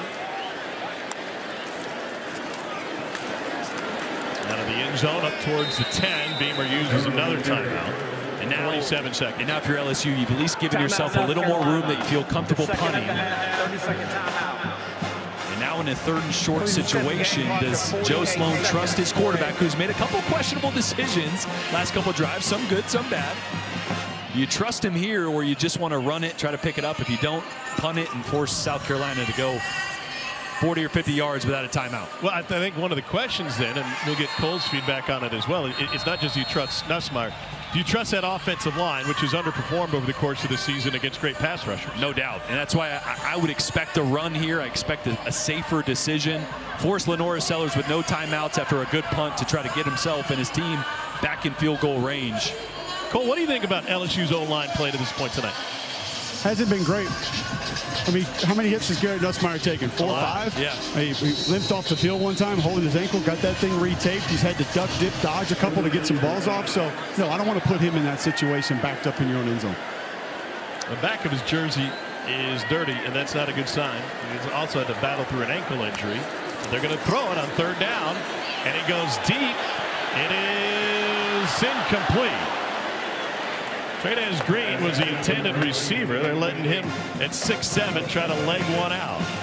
Well, the question was, how much does Joe Sloan trust his quarterback? And maybe it has to do with how healthy Sloan feels he is. That time he's like, hey, let's take the one-on-one matchup downfield. Don't hate the play call.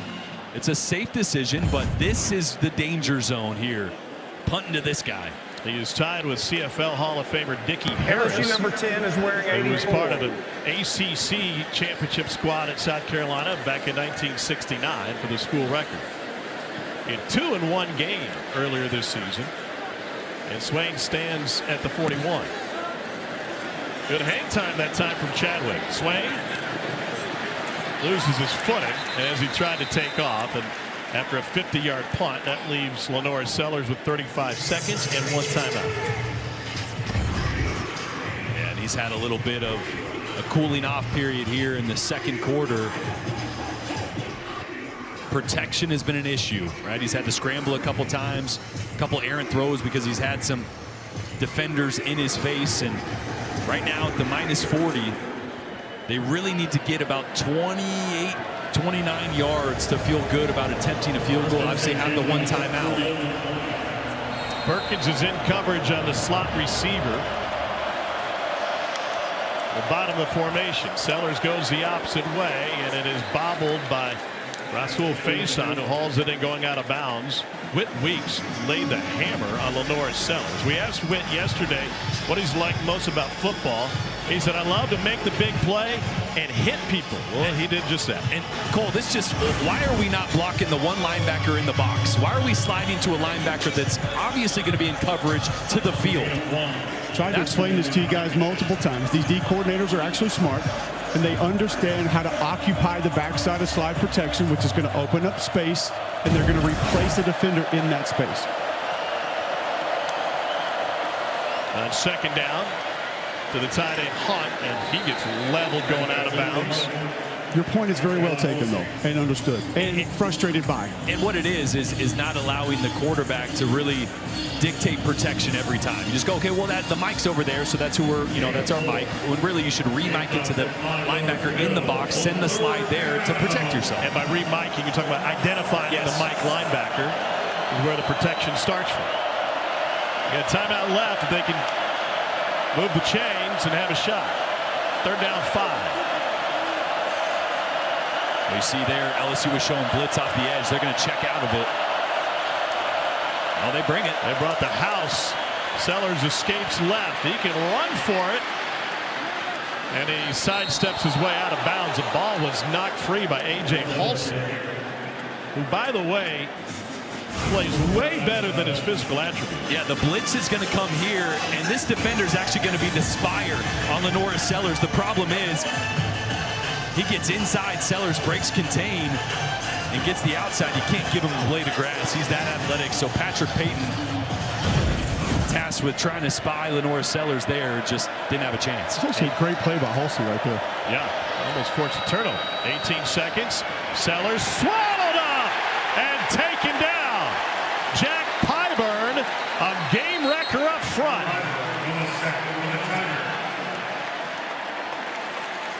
Well, this is just a gritty pass rush. There was nothing to it. It's a power rush off the left side right here. Lenore Sellers has got to get rid of this ball. Your urgency, your internal clock, just dump it over the middle of the field right there. You got a shallow crosser. Get it out of your hands. It's a 2-minute drill situation. You want to get the ball out of your hands into guys in space. Maybe would have had a chance to get out of bounds and close to field goal range, but. And Cole, Pyburn's looking like Latimer with that face paint, the movie that was filmed in Columbia. He plays like him too. I mean, he's gritty. He's a warrior. You mentioned game wrecker. He wrecks games in warm-ups. Yeah, on his own team. He was going a little bit too hard in warm-ups last week. Broke the nose of right tackle Weston Davis. He wasn't able to go in the game, but as soon as we heard that story, I kind of thought to myself, and I shared it with you, Tom, I was like, I can see it from Pyburn. Yeah, like you think you're kind of going 40-50%, then all of a sudden it's not thud up. There is no thud up for Jack Pyburn. Everything's 100%. And he all of a sudden butts you in the forehead and your nose is broken. Played a season-high 66 snaps last week against Ole Miss. Second and long. 10 seconds remaining in the half. Carolina is out of timeouts. Carolina's turned it over twice tonight, including a pick from Sellers. They come free from the edge. Sellers another Ole move, and he goes left-handed to throw it out of bounds. You can almost ask that same question, Jordan, that you asked about Garrett Nussmeier down here backed up into his own end zone at the end of the half. Is this worth what you're potentially putting your quarterback in harm's way of? Not much good can come from being on this side of the field with a few seconds left and no timeouts. St. Beamer wants his offense to get going. Hurry up. There's only 10 seconds on the play clock as they break the huddle. Now 5. And now 1. And at 0, they get a low snap off. Sellers to his right. What a move. And he flicks this one out of bounds, out of the pocket. And that, at the very least, allowed the clock to run out. Well, frustrating first half for Lenore Sellers. Just 8 of 17 for 66 yards. Both teams sloppy. A pair of turnovers for each offense. And not much offense tonight when it comes to yardage. But an LSU second quarter touchdown has the Tigers out in front in a series that they have dominated as they look for their 9th consecutive win against South Carolina and trying to bounce back from LSU's lone loss of the season. Brian Kelly wanted Garrett Nussmeier to play with some swagger. He's done that tonight. He gets down the field. Cole Kublik with LSU's head coach. Coach, your quarterback Garrett Nussmeier stayed in the game. It looked like got his ankle retaped. What was the message to you about his health when he limped off the field? Yeah, there was nothing. Trainer never came to me, so I think it was just precautionary. Indicative of the player that he is. Can you ask Blake Baker to go even harder on defense? It's been full attack mode, and I know you've been pleased with what you've seen. Yeah, I mean, but, you know, we gave up 4 catastrophic plays. We fumble on the goal line. We give up a 75-yard run. We throw a pick. And you know, we just can't do those things. You know, we shoot ourselves in the foot. We got to play cleaner in the second half. Thank you, Coach. Yep. And those catastrophic plays have allowed South Carolina to survive as a road underdog over the last 7 games to stick around in this one. 10-7. Here's Dari.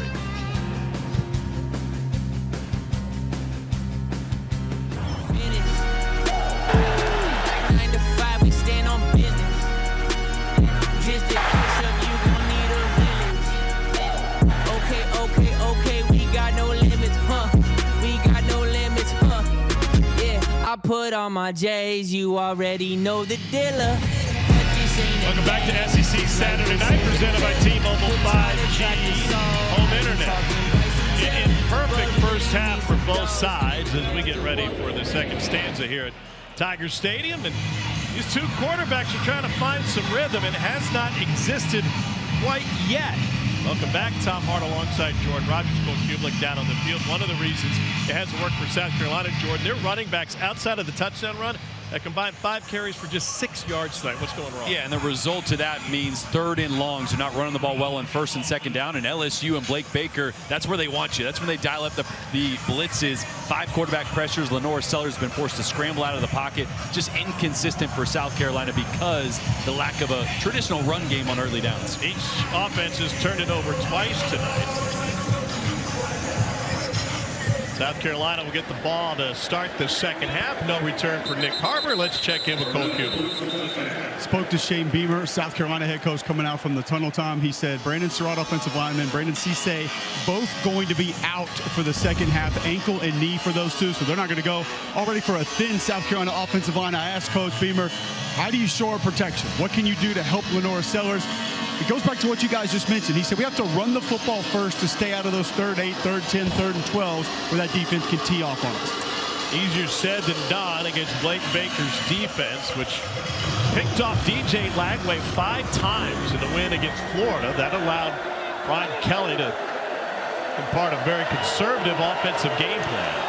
Pressure from the edge. Pyburn picked off, and they run it straight ahead. And a punishing run by Faison, who continues to take it for a first down. A pick up a 10. Well, that's the start that you want, right? LSU brings pressure off the left side.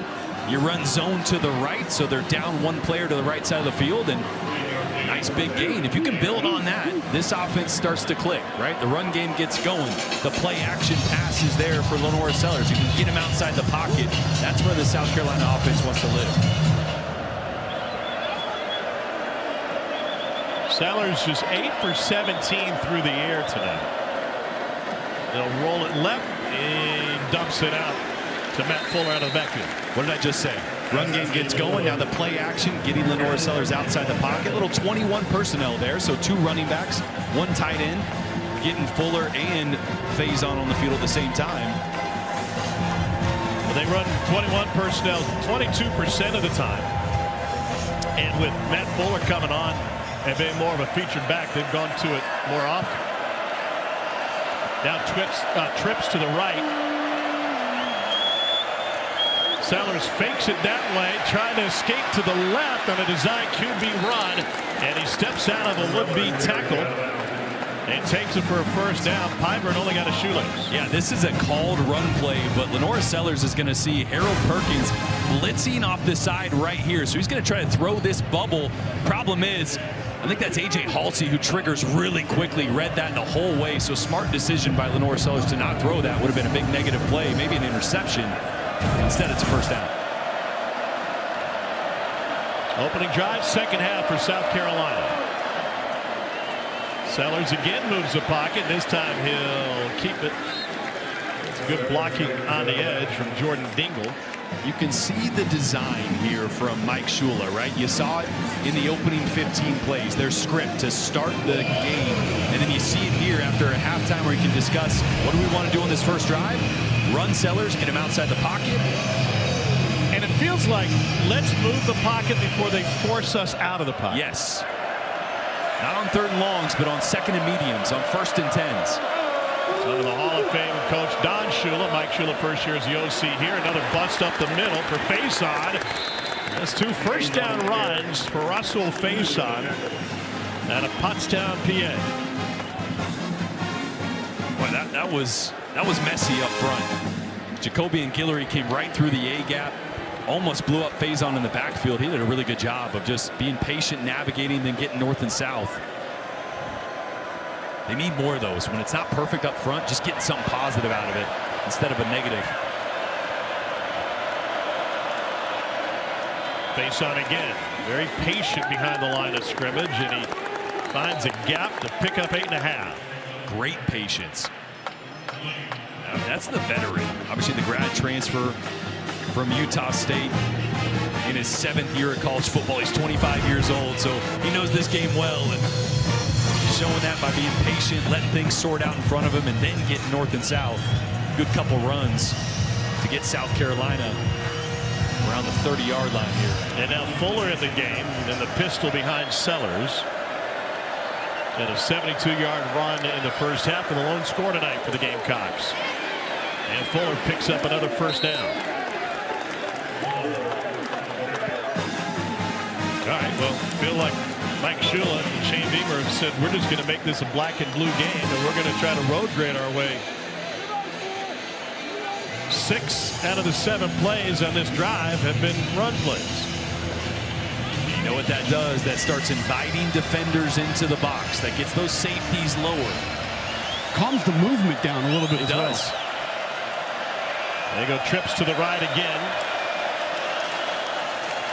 Sellers trying to keep it, gets away from Pyburn one more time. There's a flag late. Jack Pyburn's trying to tackle a ghost out there. Holding. Offense number 87. 10-yard penalty. First down. They give Brady Hunt for holding. Pyburn's like, how do I bring this dude down? Receiver to the trips bunch to the field even looked to catch the ball. Watch this. All 3 of these guys down here end up blocking. No one's going to look for the ball. Ryan Rowe, the true freshman, nearest receiver. Someone messed up. Pyburn off the field for this play. Placed by Dylan Carpenter.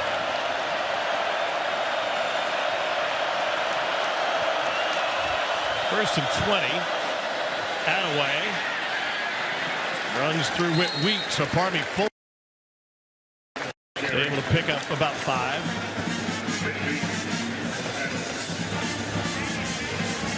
You know, Blake Baker is a little bit unconventional with the way he runs his defense. When Harold Perkins is on the field, number 7 in white has the green dot, which means he has the. Blake was telling us yesterday, I like to communicate directly with Perk. Otherwise, I'll send in the signals old-fashioned way so everybody can get the call at the same time. Now 2nd and long. Fuller gets bottled up. Cole, were you surprised to hear that? A little bit, but I think when you play your home games here, How much communication do you really expect to have as a defense? I mean, you want that crowd to be on your side. It's one of the loudest environments you're going to be in all of college football. And if you have somebody who, during his career,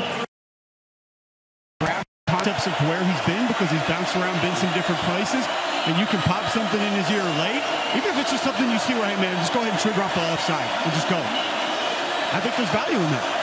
And maybe that's exactly what he's telling him right here on 3rd and long.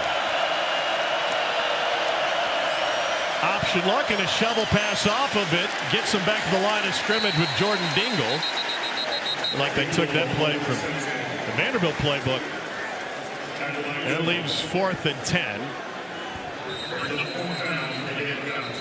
And they'll bring in William Joyce, who missed from 47 earlier this game.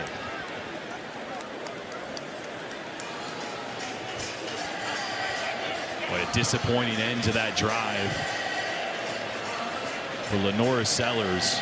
Started out picture perfect, and then they get backed up after getting near the 30-yard line and stall out here, and now hope for a field goal to tie this game. Joyce missed from 47 earlier, same distance here. He left that one wide right. This one from the left hash. Love, the punter, is his holder. Operation good. And that one is good. So that caps an 11-play, 46-yard drive for South Carolina, primarily with the ground game. And we are deadlocked at 10 apiece.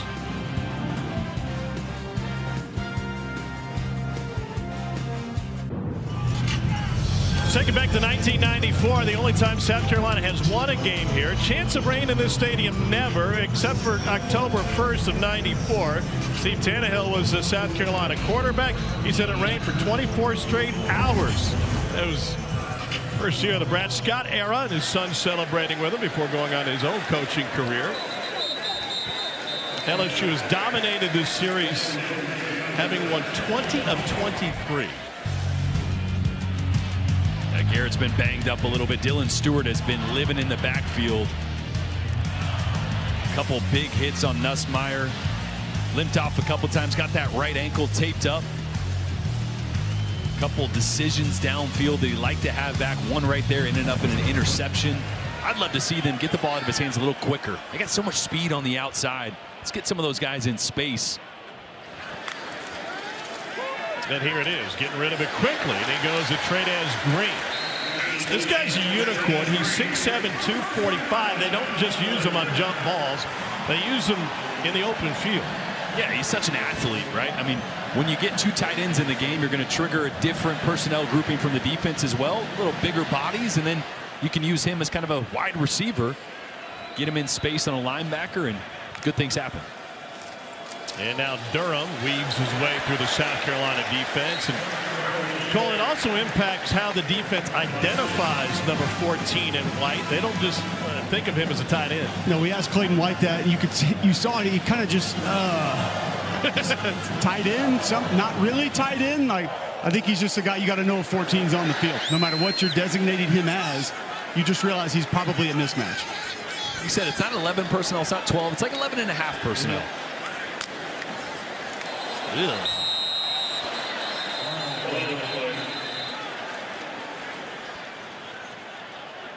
Tonight's game will not be used as a Tom Amansky video for O-line play. I used to love those tapes, man. Offside. Defense number 46. In the neutral zone, causing the offense to react. It's a 5-yard penalty. All right, I take it back. It was Second Brian down. Thomas. You and Fred McGriff can still watch Tom Amansky. Correction. The yardage will make it a first down. Tell you what, I used to do the drill up against the wall, you know, where you put your right foot on the wall and you were swinging. See Brian Thomas here trigger just a little early.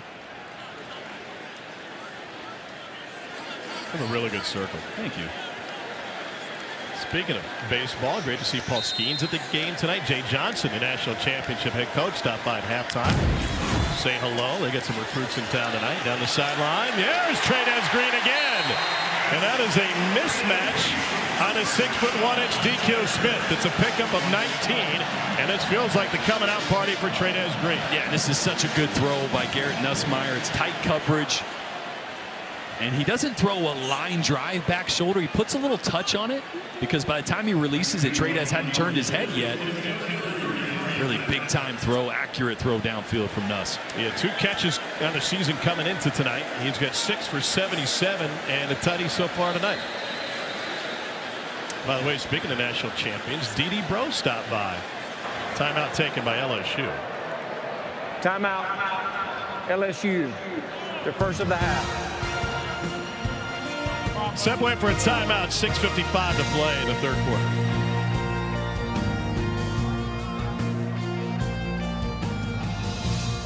Heavy hearts this week, not just throughout the SEC footprint, but all of college sports. Mark Womack, longtime SEC employee, passed away at the age of 70 on Monday.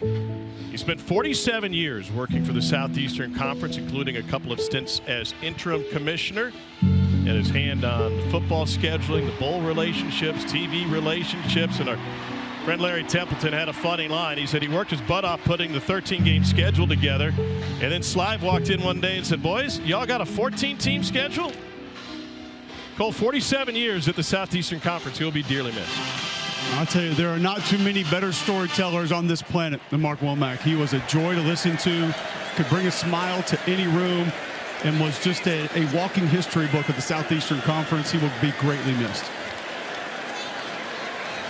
1st and 10 for Garrett Nussmeier and LSU. Continuing this drive, 4th play of it. Nussmeier flushed, directing traffic on his way. Shane Beamer's hopping mad. The flag comes down back at the 44-yard line. Yeah, I thought Shane was going to go throw the flag himself there for a second. They haven't been able to create as much havoc. 75 offense. 10-yard penalty. First down. No, but you can tell the plan has been all night for South Carolina to single up Weston Davis, the right tackle. Got 3 guys on the other side getting a one-on-one matchup, and Dylan Stewart just escorts Weston Davis right into the lap of Garrett Nussmeier. That's why he's got to escape outside the pocket there. It's a free shot for the running back. I need him to take that on that rib cage of Dylan Stewart. Yeah, you got to come over with some authority there if you're chipping on Dylan Stewart. Nussmeier quickly to the slant, and a break free on the catch and run by Kyle Parker, and he takes it to the house for 43 yards.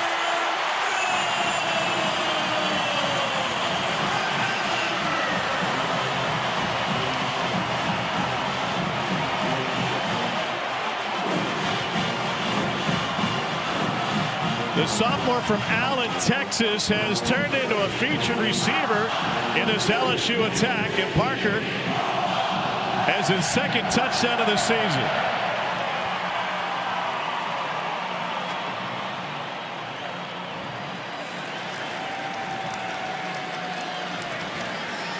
Well, Garrett Nussmeier in his 2 touchdown passes has looked like the Garrett Nussmeier of old. He just hasn't been able to continue that swagger, attitude, and effectiveness through the rest of the game. Damian Ramos, and LSU's up 7.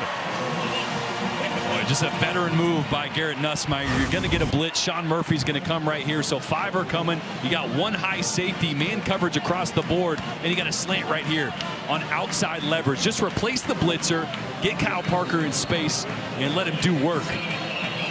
It's a great catch and run. Remember, for a guy as a redshirt sophomore, getting more opportunities with the injury to Aaron Anderson, showing why he deserves to be on the field. Talked a lot about Garrett Nussmeier's injuries. There's been a bevy of them that has limited his arm strength in the end. Has it been visible to you that even on soft touch passes that the injury has kept him from completing those, even when it's not necessarily driving or throwing deep? Absolutely. You know, one of the things we talked to Joe Sloan about, the ops coordinator, is he was missing high a lot. Why was he doing that? Because he's got the injury to the right side of his abdominal, his torso. which means he was having trouble finishing throws. And so that hand would kind of get under it, and that ball would pop up. So even on short throws, even on ones he's not trying to throw a fastball, the accuracy wasn't there. But we're seeing a better version of Garrett, a more healthy version. He's had a few misses, but few and far between for what we've seen the last couple weeks.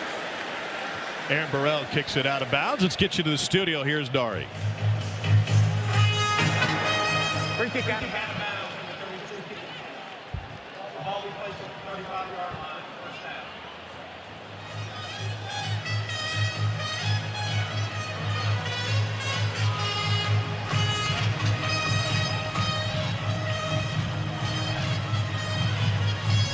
Marcel Reed feels like a pretty good investment. They could have gone in the portal, found another quarterback. They believed in him, threw for 234 to this point tonight, and halfway through, they're unblemished. Yeah, you saw the raw talent from Marcel Reed last year, a little bit more as a runner first. This year, Colin Klein in this offense wanted to develop him as a passer first and then use the athleticism as a weapon. Boy, he is looking better and better each week, and that A&M team is going to be tough to beat. Sellers lets it go against the zone. They got it beat. It's underthrown by a hair. There is no flag. Trying to find Andrevius Jacobs, and P.J. Woodland had the coverage. Boy, this is like the second time. It's the same play that Lenore's threw the interception on. You got two vertical routes, but they're inside releasing. I always hated that as a quarterback. The inside release, there's no landmark then. Because there's so much, contact as you're inside releasing, you're not sure, is that going to be on the numbers? Is it going to get outside the numbers? Much different than when your receiver outside releases. I'd love to see them change that up when they take their shots. Handles the low snap on the handoff to Fuller. Gets bottled up, and that will leave 3rd and 10. What is the landmark on a throw like that if he releases to the outside? Are you throwing to a certain spot? No, you're throwing to a man, right? And it's different every time. That's what makes it really tough. When your receiver outside releases, he's going to hold what we call the red line, which is 5 yards to the sideline. When he inside releases, it just depends. Where's the defender? How far inside does he have to go? Can he get back outside? Really tough to complete those in man coverage.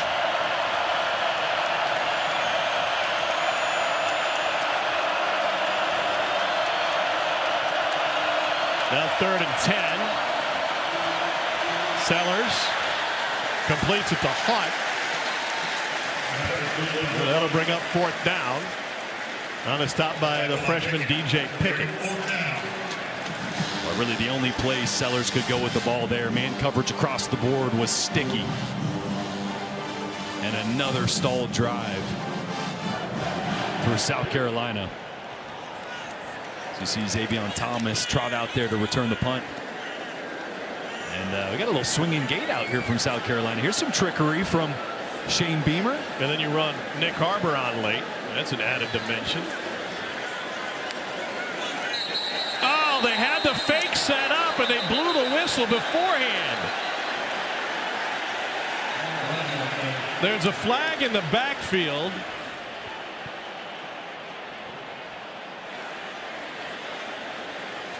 Maybe they're saying they weren't set, but I felt like Harbor certainly was. Illegal procedure, number 24, kicking team. 5-yard penalty. 4th down. That's on the punter. What did he do?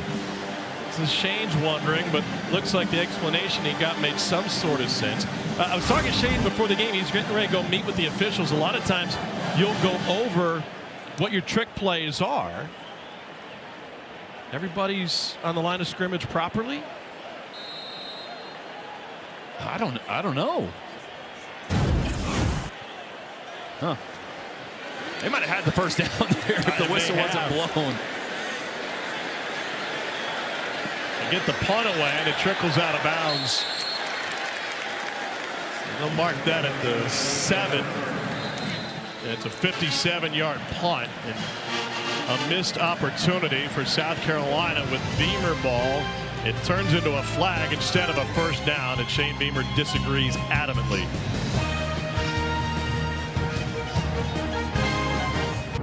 A touchdown got burned on this call from the officiating crew on a fake punt. Yeah, watch the late substitution is going to trigger the ref to come in from the left side of your screen, and he's holding out the signal to wait, right? Both arms out, but watch as he steps in view of the punter to say, hey, hold on. But as soon as he steps out of view of the punter, in my opinion, the punter's like, okay, we're good, right? What do you expect him to turn around and see when you drop your arms? I just think that's a missed call. South Carolina should have been able to run that play and quite possibly would have picked up a first down. And Beamer pleading his case, saying, you backed up. Yeah, well, you see, he didn't say that slowly. But you backed away, he said. Look, and I agree with him. If you're going to hold him to play, stay in front of the guy that's signaling the snap as you would a quarterback or a punter. And then once you're clear, then you step out of his view. If I'm the punter, too, once that ref steps out of my way, I'm thinking, okay, we're good. That's a big call that went not in favor of South Carolina. Could have been a game-changing play. I would add to it from both the punter's perspective and the center as Nussmeier's trying to escape the end zone and just barely gets out of there before getting shoved out of bounds. LSU did not sub a defense. They were granted the opportunity to with the tees held out by the official, by the white hat. They chose not to. There was nobody coming on the field. They had time to do it and chose not to. And Nussmeier comes up limping again. Takes another little hit on the sideline there. It's just that right ankle that's been taped up. Ran into the sticks. He ran into the stanchion. He ran into everything down there. The stanchion? What is it? Yeah, they had, you know, that same thing that you broke pregame when we were walking off the field that holds the velvet rope. I don't know what you're talking about. Oh, that thing. Yeah. Nussmeier pressured, escapes up the middle, and bomb wheel and all, he will stumble his way to first down and a little bit more. You ever see a car with a donut speeding down the interstate? That's what Garrett Nussmeier looked like. Spare tire and all, picks up 21. Watch Jaron Willis right here is going to be on a stunt. They're going to bring both guys this way. They're trying to attack Cohen Eccles, the left guard that's replacing Paul Mabinga. And this does a great job by Nuss of letting the pressure pass you, stepping up, and even with that bum ankle, big gain and a big play with his legs. You kind of can tell who South Carolina is trying to target, I think, up front for LSU. Nussmeier letting Steve Marlowe know they didn't reset the play clock. You know, the word from the LSU coaching staff is that Garrett Nussmeier's trying to be perfect. He's trying to be perfect in every play call. He's trying to be perfect in every throw. And that's Brian Kelly and Joe Sloan want him to just let it hang out and go play ball. Here's a run by Juwan Johnson, and now a foot race. And Johnson finally caught from behind by Peyton Williams. LSU's run game has exploded for some big ones tonight. That one covers 56 yards. Well, we've been talking about this run game, going back to basics, working on the sleds, working on the shoots. Watch the double team right here. That is great pad level, great movement from Braylon Moore and Cohen Eccles right there to open up the hole for Juwan Johnson. You know, we're here a couple of weeks ago talking to Joe Sloan. He said we're not going to have a consistent run game. It's going to be 2 yards, 3 yards, 4 yards, 3 yards, 4 yards, 20. And that was the longest LSU run of the season. That actually sounded pretty consistent. Now off the left side. But Cole, that's a great example of just low hat level physicality at the point of attack for LSU in that double team. Something that Joe Sloan mentioned. We want to do more duo. We want to give our offensive line an opportunity to fire off, double team, and get some push. And also an understanding that it's not all just power based. The timing of knowing when to come off that linebacker approaching the line of scrimmage, Jordan, get a hat on a hat, and that's what allowed the cutback from the back to be able to make a big run. Now 2nd and 8. Nick Anderson in motion. Nussmeier slings it, and it is picked up at the goal line. It is Peyton Williams with the takeaway, and the placement of this is going to be key. They say he was out of the end zone. He'll be inside the 1 yard line instead of a touchback. But the third takeaway tonight for this South Carolina defense. This is an RPO from Garrett Nussmeier. It's a bad decision. He's going to get a guy coming off the edge, but the RPO action is actually supposed to be off this guy. If he triggers, then you throw it. He doesn't, and that's the guy that's going to get the interception. That RPO should be triggered off the 3rd level. You're running to the right. Oh, you see he caught that, yeah, just out, just in the field of play. looks like. That was a little bit of a selfish decision by Nuss there, trying to squeeze a touchdown in when you could just hand it off. That guy moved actually out of the way of the runner's path. I would counter to this. His head coach told us, I want you to play with more swagger. I want you to be the guy of old. Yes, within the confines of the system, right? That was bending the rules of that RPO a little bit, trying to fit into a window that maybe you didn't have to in the red zone. And maybe that's the play that we've talked about, this Clayton White defense, living on havoc, living on turnovers. Can South Carolina capitalize and even this thing up? 99 yards to go to tie it. And a false start, back him up halfway. False start, 52 offense. Half the distance to the goal, first down. You know, I've always thought when you're backed up like this, you know, why not take a half-hour break? Just take infinity amount of false starts. They can only move it so far back, and then you can just get a good, get a good break. Get some Gatorade. Get a breather. Yeah, take 6 or 7 false starts in a row and reset. They've loaded up the box. South Carolina trying to get it out of the end zone. And Lenore Sellers. It's where you need a little tush push. I mean, Lenoris is every bit the size of Jalen Hurts. Yeah, it was funny. I asked Garrett Nussmeier about it when we met with him yesterday. I said, hey, I need your stance in the tush push. He said, my dad was on the Eagles staff last year. I am 100% for it.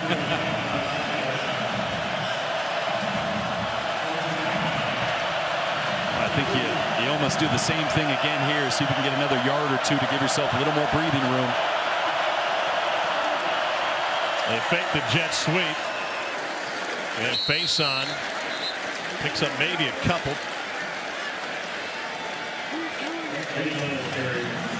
To your point about what Brian Kelly told us and told his quarterback Garrett Nussmeier, wanting him to be more aggressive, wanting to play with more swagger. Both the interceptions are plays that he forced a little bit. Not necessarily terrible decisions, but risky decisions that maybe we saw Garrett do last year. I think we're seeing a little bit more of the confidence today, and it's paid off, and it's also hurt him at times. Very rarely they go under center. They do it here. And they fumble the exchange to start the game. Sellers rolls right, goes back across the grain, and that's a first down catch. Hunt got leveled by Nick Harbor and company. And the South Carolina tight end just barely gets to his feet. That'll bring it into the third quarter. They got some breathing room and a fresh set of downs. LSU trying to hold on. It's a touchdown lead for the Tigers here in Death Valley. Nussmeier's got a roll, and Shane Beamer has not seen much that he likes tonight except for this last pick.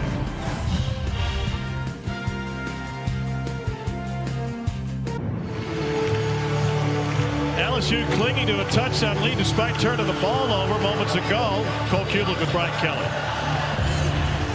Coach Kelly, run game seems like it's picking up there in the third quarter. How do you continue that in the fourth? Well, we got to take care of the ball. I mean, the run game is much better, no question. They're playing a wide 9. We should be able to run counter over there. I mean, it's the turnovers. I mean, we've turned the ball over on the goal line. That's inexcusable. You can't do that against an SEC team. That's why we got a ball game. Thanks, Coach. They have been perfect in the red zone the last couple of games, but they turned it over twice in the low red zone tonight. Here's a bounce to the outside by Rachel Faison. He picks up 7 yards on first down. After the interception, this drive began on its own 1-yard line, and Carolina trying to get out of here as we start the fourth quarter. By advancing it down the field, they converted a big third down. Faison in the second half has already ran for 40.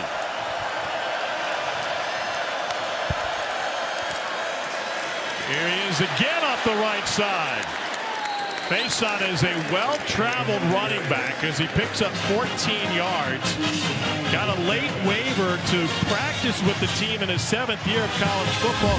He wasn't eligible until August 25th. These are all the different stops he had before making his way to Columbia.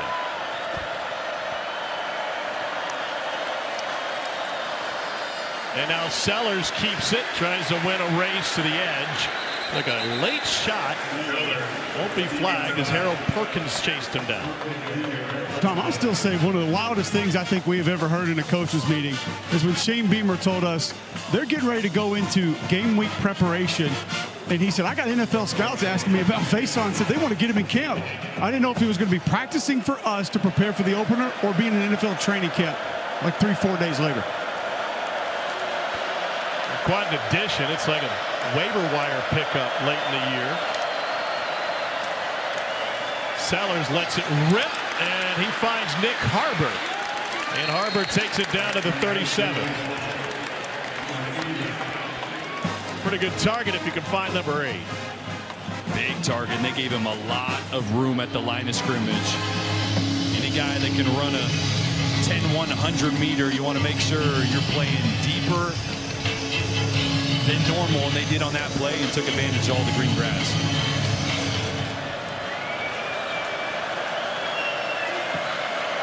Eighth play of the drive. Face on. Keeps it going. Played as senior of high school in 2017 in Pottstown, Pennsylvania. He rushed for 2,900 yards and 42 touchdowns. He was 3-time first-team All-State in Pennsylvania. This is an area of the field South Carolina has struggled. They've been down inside the 40-yard line a few times, and then a penalty or a sack or a big mistake would push them out of field goal range. Sellers looking for Harbor. He's covered and escapes the pocket. Steps for another would-be tackler. Outraces another. And he picks up a first down on a busted play. I tell you what, it's like a video game with Lenore Sellers. Like the way he bounces off guys and navigates. I mean, how many times tonight have we seen him get contacted in the pocket and somehow skirts out, breaks a tackle, and turns a negative into a positive real quick. He'll be 20 on the day of the NFL draft. And a whistle. The ruling on the field is the ball carrier made the line to gain. The previous play is under further review. They're going to check the spot as Sellers went out of bounds on the far sideline.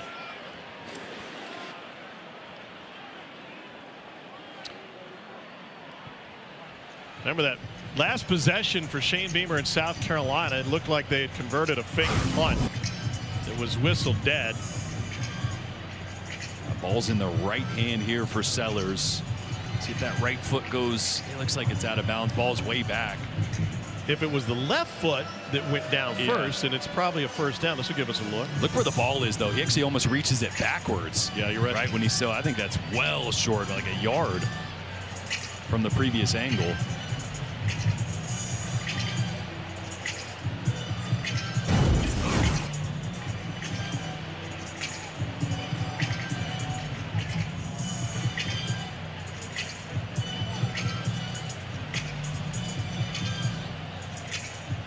So if this is reversed, it'll leave South Carolina with 3rd and 1. And Shane Beamer taking this opportunity to talk Cole primarily with his offensive line. I think the main issue there we hadn't really talked about yet, After further Tom. review, the ball carrier did not make the line to gain. He stepped out of bounds at the 28. It'll be 3rd down at that spot. If my numbers are correct, based on Cedric Surratt being out, Nolan Hay, Case, and Henry also not going tonight. There are 8 scholarship linemen in attendance for South Carolina right now that have the ability to play football. Not the numbers you want. Not ideal. You take a shot here, or you just run? No, with the lack of success they've had in this area of the field, getting the ball into the red zone, you want to pick up this first down, keep this drive going. You got a 240-pound quarterback. I'd use him. And he's got Fuller behind him. Fuller gets upfield and picks up the first down. Well, that's a really good job by Matt Fuller. You got an LSU defender that came right through the A-gap, Bernard Gooden. Fuller, little jump cut to the right, getting north and south. Watch the vision here by Fuller. as Gooden comes right through. Bam, little jump cut, hesitation, a great job of sticking his foot in the ground and getting north and south, knowing he just needs the 1 yard. At Wayne County High School in Jessup, Georgia, for Jabo Shaw, the brother of former Carolina quarterback Connor Shaw, and at 1st and 10, a jump on the left side of the line. No, that's Boaz Stanley again. All right, Cole, you played center in this league. You played center in this building. False start, 50 offense. 5-yard penalty, first down. What is happening at the center position tonight?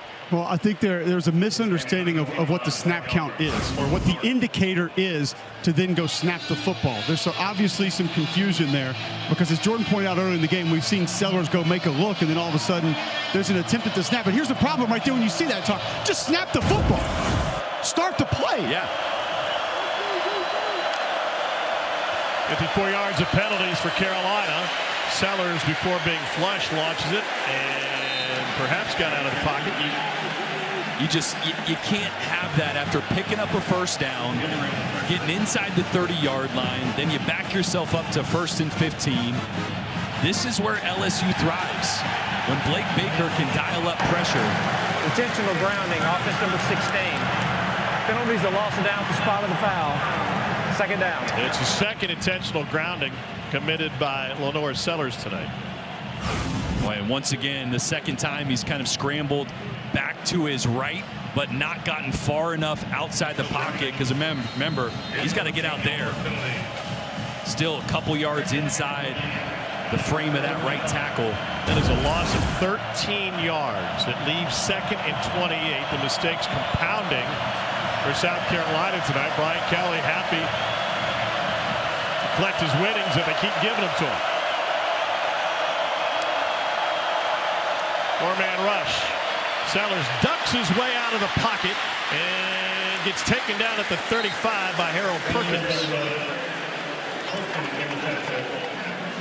Another great effort by Lenore Sellers, but because of the penalties, you've only got yourself back to, what, 3rd and 18?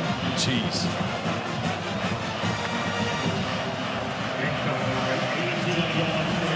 They've averaged 3rd and 9 of their 13 third down attempts. Again, got to pick up about 5 yards to be in field goal range.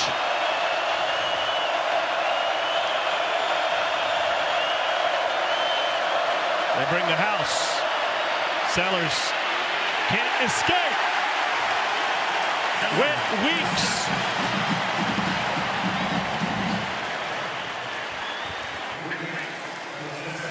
And that brings up 4th down for South Carolina. I mean, again, you're just going to get an overload pressure to this side. And that's what you can't do. You cannot be in 3rd and long against Blake Baker and this LSU defense that is not scared to play man coverage and bring pressure even in 3rd and forever. And again, penalties and mistakes bump South Carolina out of field goal range and stall another really good drive. 4th sack of the night for LSU tonight. They're dancing down in Chalmette after that one, and this punt kicks out of bounds inside the 10. 27-yard punt. A hard-fought but yet empty possession for South Carolina. Nussmeier going back to work.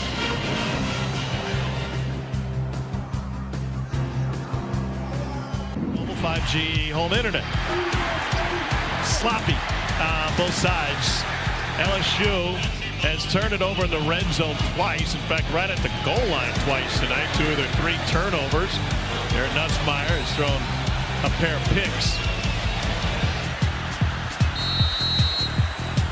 And this is where, if you're Joe Sloan and you're Garrett Nussmeier, you have to play this drive like you know you have an elite defense on the other side that's playing really well.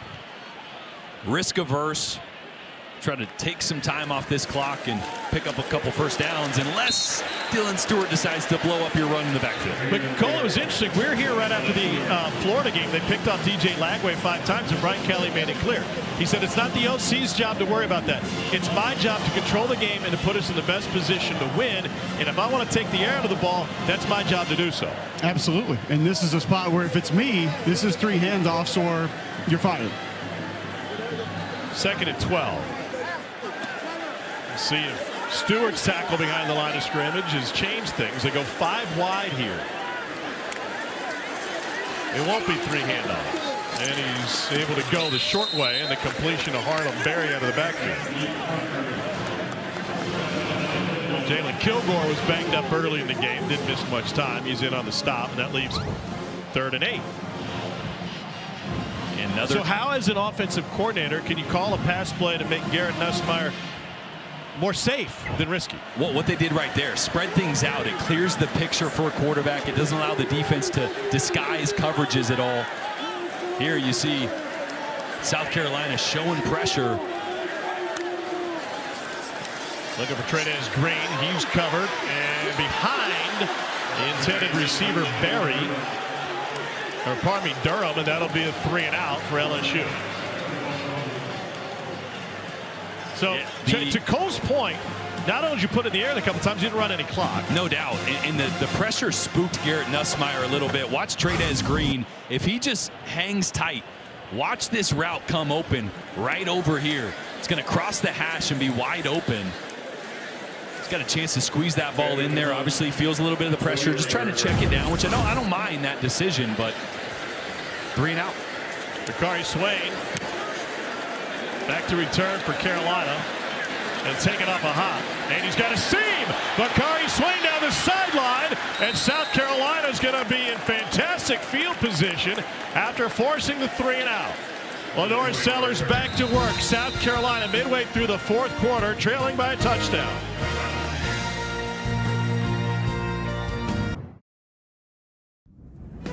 SEC Saturday Night is presented by T-Mobile 5G Home Internet. If you didn't know T-Mobile has home internet, you do now.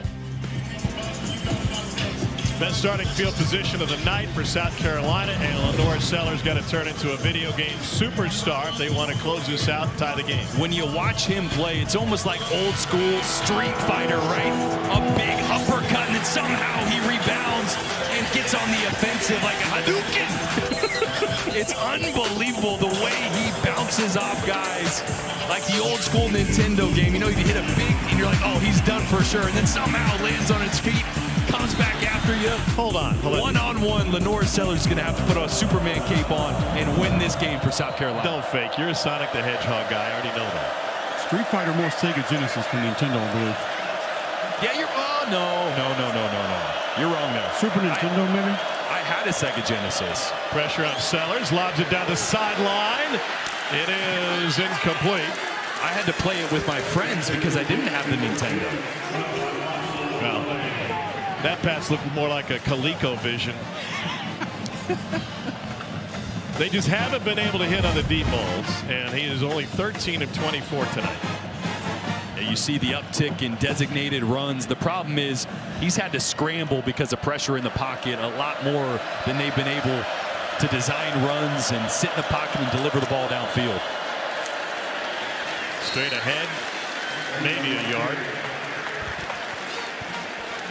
And I really feel like this is 4-down territory for South Carolina. If you can pick up 4, 5, 6 yards, I mean, you got to get 4, right? Yeah. 5 or 6 yards would be great. Get yourself in like a 4th and 3. I think that's somewhere where Shane Beamer would roll the dice. Let's see if the play calling matches what I'm thinking. Just 1 of 9 on 3rd and 7 or longer tonight.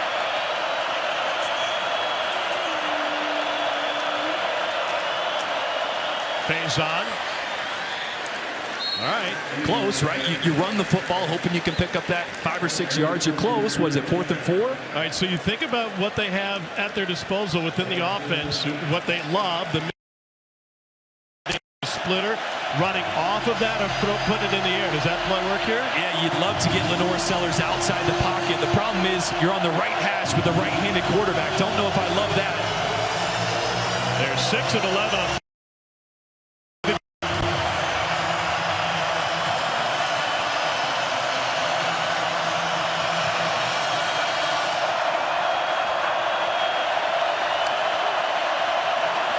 pressure coming. Sellers lets it fly, and it's deflected by Mansour Delay. And a turnover on downs. And the senior from Silver Spring, Maryland, about 11 tackles against Ole Miss, comes up with a huge pass breakup here. Don't love going one-on-one against one of the best man-to-man cover corners in all of football, Mansour Delane, and a big stop for LSU. Still up 17-10. Throughout this season, every time a field goal or an extra point is made by participating universities, All-State will make a contribution to the general scholarship fund of that university. We say thanks to All-State. Nussmeier gets it out quickly. This is Trey'Dez Green who turns it upfield. Trey'Dez Green has just been a mismatch. His 10th target of the game, 7 receptions, 95 yards and a touchdown. They are loving having big number 14 back and healthy in this lineup. Missed some time earlier this season. He also, in that Ole Miss game, had a really good block on a touchdown run by Harlem Berry. It was on as a splitter, the tight end coming over. And I think people were right to say, well, hey, he's 6'7", 245. Is he a receiver? Can he block a little bit? Nussmeier off his back foot. Jalen Kilgore had the pressure. Man. Nussmeier, back of that jersey, getting real dirty. Good coverage downfield, so Kilgore late able to get to Nussmeier. Man, after that, I love the call previously. Pass when probably everyone thinks you're going to run the football, but then you pass midfield, run the football at first down. You know, you got under 5 minutes. You're trying to force South Carolina to use some timeouts. You want to milk this clock. Now you're second long and put yourself behind the chains. Green in motion. They run it off right tackle. Here's Caden Durham. And Durham got blasted after picking up the first down by Peyton Williams. So pickup of 15.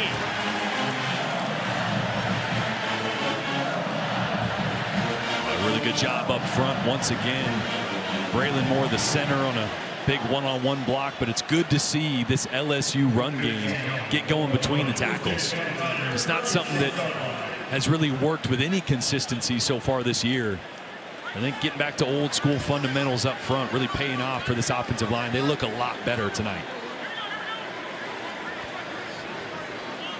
Trying to cash in and make it a 2-score game. Pressure up the middle. Nussmeier setting up the screen. Threw it low. The Bowers sharp. Problem was you had a defender in the left B gap that was just left alone. Wasn't influenced, wasn't touched. So Nussmeier was staring right at him. I can imagine tough to make that toss. Yeah, that was big Monkel Goodwine. Play was actually perfect call. They bring pressure up the gut.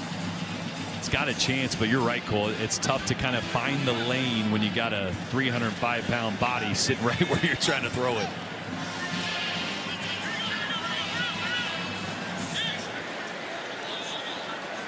And Nussmeier's got to use a timeout with the play clock expiring.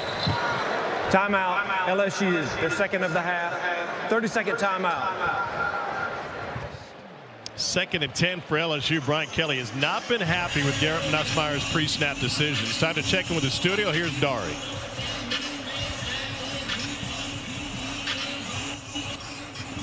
He's walking the tunnel.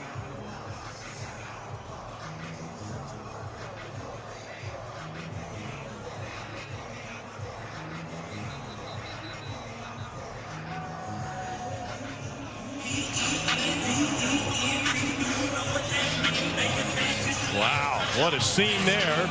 Big win for the Longhorns. Let's go back to this exchange between Brian Kelly and Garrett Nussmeier. There was a 4th and 1 last week against Ole Miss where Nussmeier used the timeout. I talked to both of them about it, and Nussmeier said, I knew what the checks were. I just didn't have time to get to it. Kelly says, just run the play. One of the issues from the quarterback position, Jordan, is if you don't have time at the play clock to get to the checks, whose fault is that? The play caller or the signal call? It's a little bit of both. You want to get those plays in quicker when they have multiple options for Garrett Nussmeier. Gets rid of this one cleanly, and a turn back to the inside for a first down. But that is Barryon Brown. But on the other hand, it goes to what we've been talking about with what Brian Kelly wants out of his quarterback. Be decisive. It doesn't have to be perfect. We got a play called. Everyone knows what it's supposed to be. Just run it. Yeah.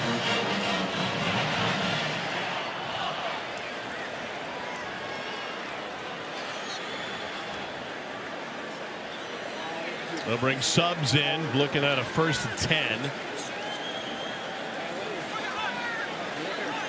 Juwan Johnson will be a lone back. They're late getting to this one.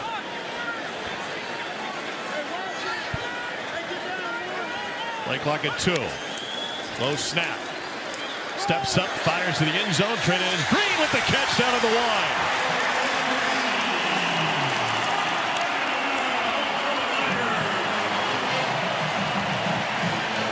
I mean, Garrett Nussmeier's at the point where he's just going, you know, Trey-Dez Green down there somewhere. I'm just going to put it up in his vicinity. Look at the athleticism. I mean, that is a really tough catch. The coverage is really, really good from DQ Smith. He's right in position. Ball's where it should be, and that's a big man with a big wingspan. It's just rebounding the football right now. If they can punch it in here, they might just seal it. Caden Durham is in the backfield. There's Green. Leading blocker. Durham to the goal line and stopped short. Now keep in mind, LSU has turned it over at the goal line twice already in this game. They can let this thing run all the way down to the 2-minute timeout. Trey-Dez Green came into this game with 2 receptions for 17 yards on the year. Yep. He has 8 receptions for 119 yards and a touchdown. They're going to bring Pyburn into the backfield here, Cole. They're getting big. Absolutely, bring in the big boys. And I love earlier, saw a couple guys down a little 4-point stance. Ooh. Down near the goal line. Let's do a little bear crawl coming off. Cole is getting excited. It didn't work. But they did 2-minute timeout. LSU the chance to try to seal this thing when we return from the 2-minute timeout. Tigers looking for their 9th straight win against South Carolina.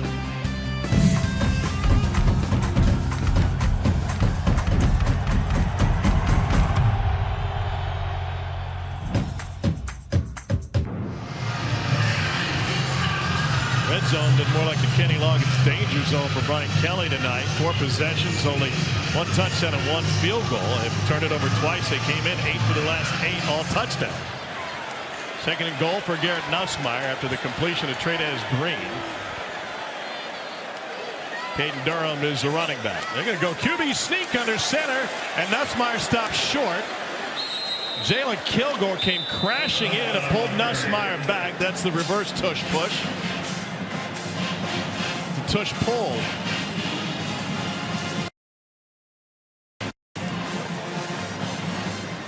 Ball came out late. Timeout, South Carolina. The first of the half.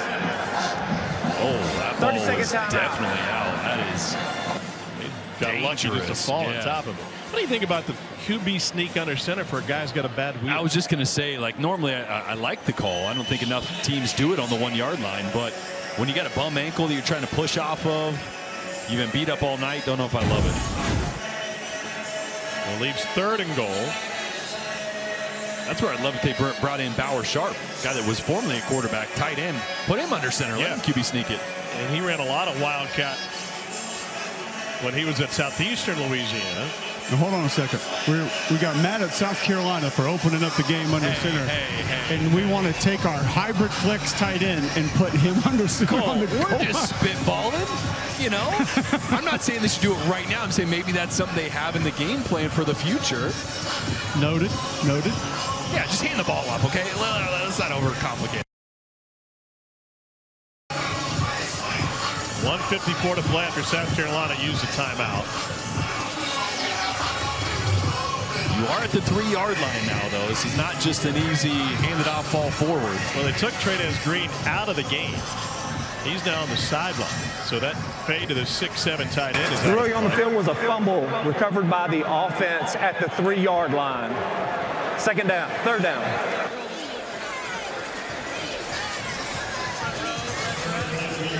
Green not an option here. 3rd and goal. Still make it a 2-score game if they can't find the end zone with the chip shot field goal. Sharp and Pyburn in the backfield, leading the way for Durham. Got tripped up and taken down. That'll be a loss of 2. Shane Beamer immediately calls a timeout. And the snap was bumbled by Nussmeier. Timing was thrown off right at the beginning. Once again, under center, rarely Dylan Stewart knifed through the C gap here and met Bauer Sharp, and watch the impact here. Blew him up. The second of the half. 30-second timeout. Please reset the game clock to 1 minute, 50 seconds. 150. That is a heck of a play. A little trouble with the snap, but watch Dylan Stewart. I mean, that made the play, right? Caden Durham had to bounce outside, nowhere to go. Thank you. Now it gets interesting. Well, it's a chip shot field goal for Damian Ramos, who hasn't missed an extra point this season. This is just a hair behind extra point. You know why I say interesting, though? Who's the coach on the other side? You never know. Weird stuff happens in special teams when Shane Beamer's on the other side. They blocked a punt against LSU last year. They blocked it with their tight end. And let's see, it was Mo Brown who came over the protector last year, and South Carolina built a 17-0 lead. These short field goals are really tough to block because the kicker doesn't need to drive it, right? You can pop this up really easy. So going to need to win quickly on the edges if you're going to have a shot at staying in this game if you're South Carolina. 44 Mo Brown over the right guard. 22-yard attempt for Ramos. They load up that right side. And he drills it. The two-score lead for LSU. 1:46 to play in the fourth quarter. And now makes it a lot tougher for South Carolina. They're going to have to drive the field just to put themselves in position with an onside kick. Yeah, and they've been able to sustain drives until they get onto the plus side of the territory. Then it's been mistakes over and over. 4 times they've been inside LSU's 40-yard line. Missed field goals, penalties, and they've punted. Just haven't been able to convert those drives. That's really been the story of the game. The mistakes on the offensive line have kept them from getting into any rhythm. Yeah, they can't push the ball downfield because LSU is manning up on the outside, bringing pressure, 1 or 2 more than South Carolina is able to protect with. And Sellers hasn't had the time. He's had to scramble around, a couple penalties because he's had to get rid of it before he wanted to while still in the pocket. It has been pretty for the South Carolina offense. Special teams have been sensational under Shane Beamer. See if they have something drawn up on the return here. Their best field position of the night, and that previous possession off a Bakari Swain return. Nick Carberry is all the way at the back of the end zone. I think he wants to bring it out regardless of how deep it is. And he'll do just that with a running start. And Harbor falls forward and takes it up to the 20. You're right. Almost his heels on the end line there. And he might as well, right? I mean, the only way you can get deeper is if you're playing in Canada. Yeah, because those end zones are bigger. Yeah. Yeah. 16 plays in LSU territory since halftime and only 3 points to show for it. And it's been self-inflicted wounds on that side of the field time and time again. And this is where Lenore Sellers has got to make some magic happen with minute 42. They got to score quick and try to get an onside kick to get back in this game.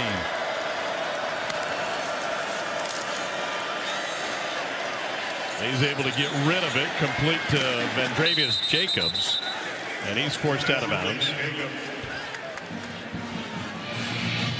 Jacobs a quiet night. Just his second reception coming off back-to-back 100-yard games. This LSU defense, the secondary's for real. DBU's back. You know, what's better, this LSU defense or the rolls at Supper Club? Oh my God, those rolls! I could have 2 plates of those rolls. 2? Oh yeah, easy. Sellers chased and taken down in the backfield. A sack for DJ Pickett. It's the 5th of the night for LSU. Timeout taken by Shane Beamer. Once again, Blake Baker doing a great job of forcing the protection to slide in this direction and then looping the blitzer backside. So you're able to dictate slide protection and then attack it on the backside. With 2 guys, it's just... Give Jack Piven a lot of credit there. He's lined up outside the left tackle, Jordan, and as you mentioned, they slide to the right. He takes that left tackle almost an extra gap down, and that's what opened up the edge to allow that looper to be able to get north and south. Sellers. That's why he was such a great add. Piper, I'm sorry, guys. He was such a great add to this defense because I told you last time we were here, he's like Ram Man from He-Man. Like, he just likes to run into walls. Like, he'll do all the dirty work. As long as it's punishing somebody, he'll do any of the dirty work you want to. Florida transfer. You're going to need to explain to me who Ram Man from He-Man is. I missed that one. You missed Ram Man? I don't know what that is. Never been to Castle Grayskull. Jeez. 3rd and 20. Sellers took a shot to the head at the end of that sack. They will drop 8, rush 3. And they still got to him. Ram Man from He-Man only got a hand on him, and Sellers stepped away again. Hybern's going to be thinking about all the times Sellers got away. And this is what constant pressure does to a quarterback. You start to watch the rush instead of feel the rush. And I think we're seeing Sellers in the second half here, trying to escape the pocket, maybe a little early just because he's feeling the pressure instead of looking downfield. That was one thing Mike Shula said, I want you to feel the rush, not watch it, but pretty hard to do when you're under constant heat for 4 quarters. Last gas for the Gamecocks. Sellers pulls it back, goes underneath instead of over the middle, and that will do it for South Carolina as they turn it over on downs again. But Weeks is telling Russell Faison to call Chef Leighton Carbo and try the bone-in ribeye. Well, this will be a solid win for LSU. Every win in the conference is hard-earned and well-deserved. And on a night where still offensively they were imperfect, they managed to put up 422 yards of offense, thanks in large part the Nussmeier-Green combination, which accounted for 119. Yeah, and the turnovers are really the story. The one fumble at the goal line, the interception going in the red zone as well, that kept this offense from what might have been a really big night. But this team, LSU, you mentioned the imperfections. The defense being as good as it is, if Garrett Nussmeier is healthy and has his fastball, this is still a team that's going to be 5-1. That's going to be better on both sides of the ball. That could really still have an opportunity to make a big push for a playoff run, an SEC championship, with the way the defense is playing. And we talked to Joe Sloan about that. Of all the imperfections, I said, listen, and Brian Kelly, your defense, to your point, is elite. The offense still has a long way to go, but they're showing signs. So why not ramp up over the course of this season? One loss is not going to kill you. No doubt. And the offense has the potential to be elite. Indeed. It's not like, oh, I don't know, they can't be good. No, they can be elite. We've just seen ups and downs, and obviously with the health of Nussmeier looking much better tonight, we saw what we've been looking for out of this offense, albeit imperfect. Much more complimentary football tonight from LSU on both sides. Right, Kelly is standing by with Cole Kubelik. Not a perfect game tonight, Coach, but I know you have to be proud of some of the grit and some of the result that your team showed to be able to hang on and get this win. I am. It's hard to win in the SEC, and South Carolina played hard tonight. I'm proud of our guys. They had to come in and compete, and they competed for 4 quarters. It wasn't pretty, but those are things that we can correct. You know, you can't be on the goal line 3 times and come up with 3 points. But having said that, we still come out with a 10-point win. We just got to be better moving forward. Should we expect more shoots and sled in the near future? I'd like to just get the snap, and if we could do that, we're going to work on some direct snap on Monday and Tuesday until our hands are red and raw. Thank you. Thanks, Coach. Appreciate it. Yeah, the turnovers were killer, and those issues need to be solved before the next step for LSU. But the Fighting Tigers of Louisiana State University are now 5-1, 2-1 in the conference with a win on this Saturday night. Let's get you to the studio. Here's Dari.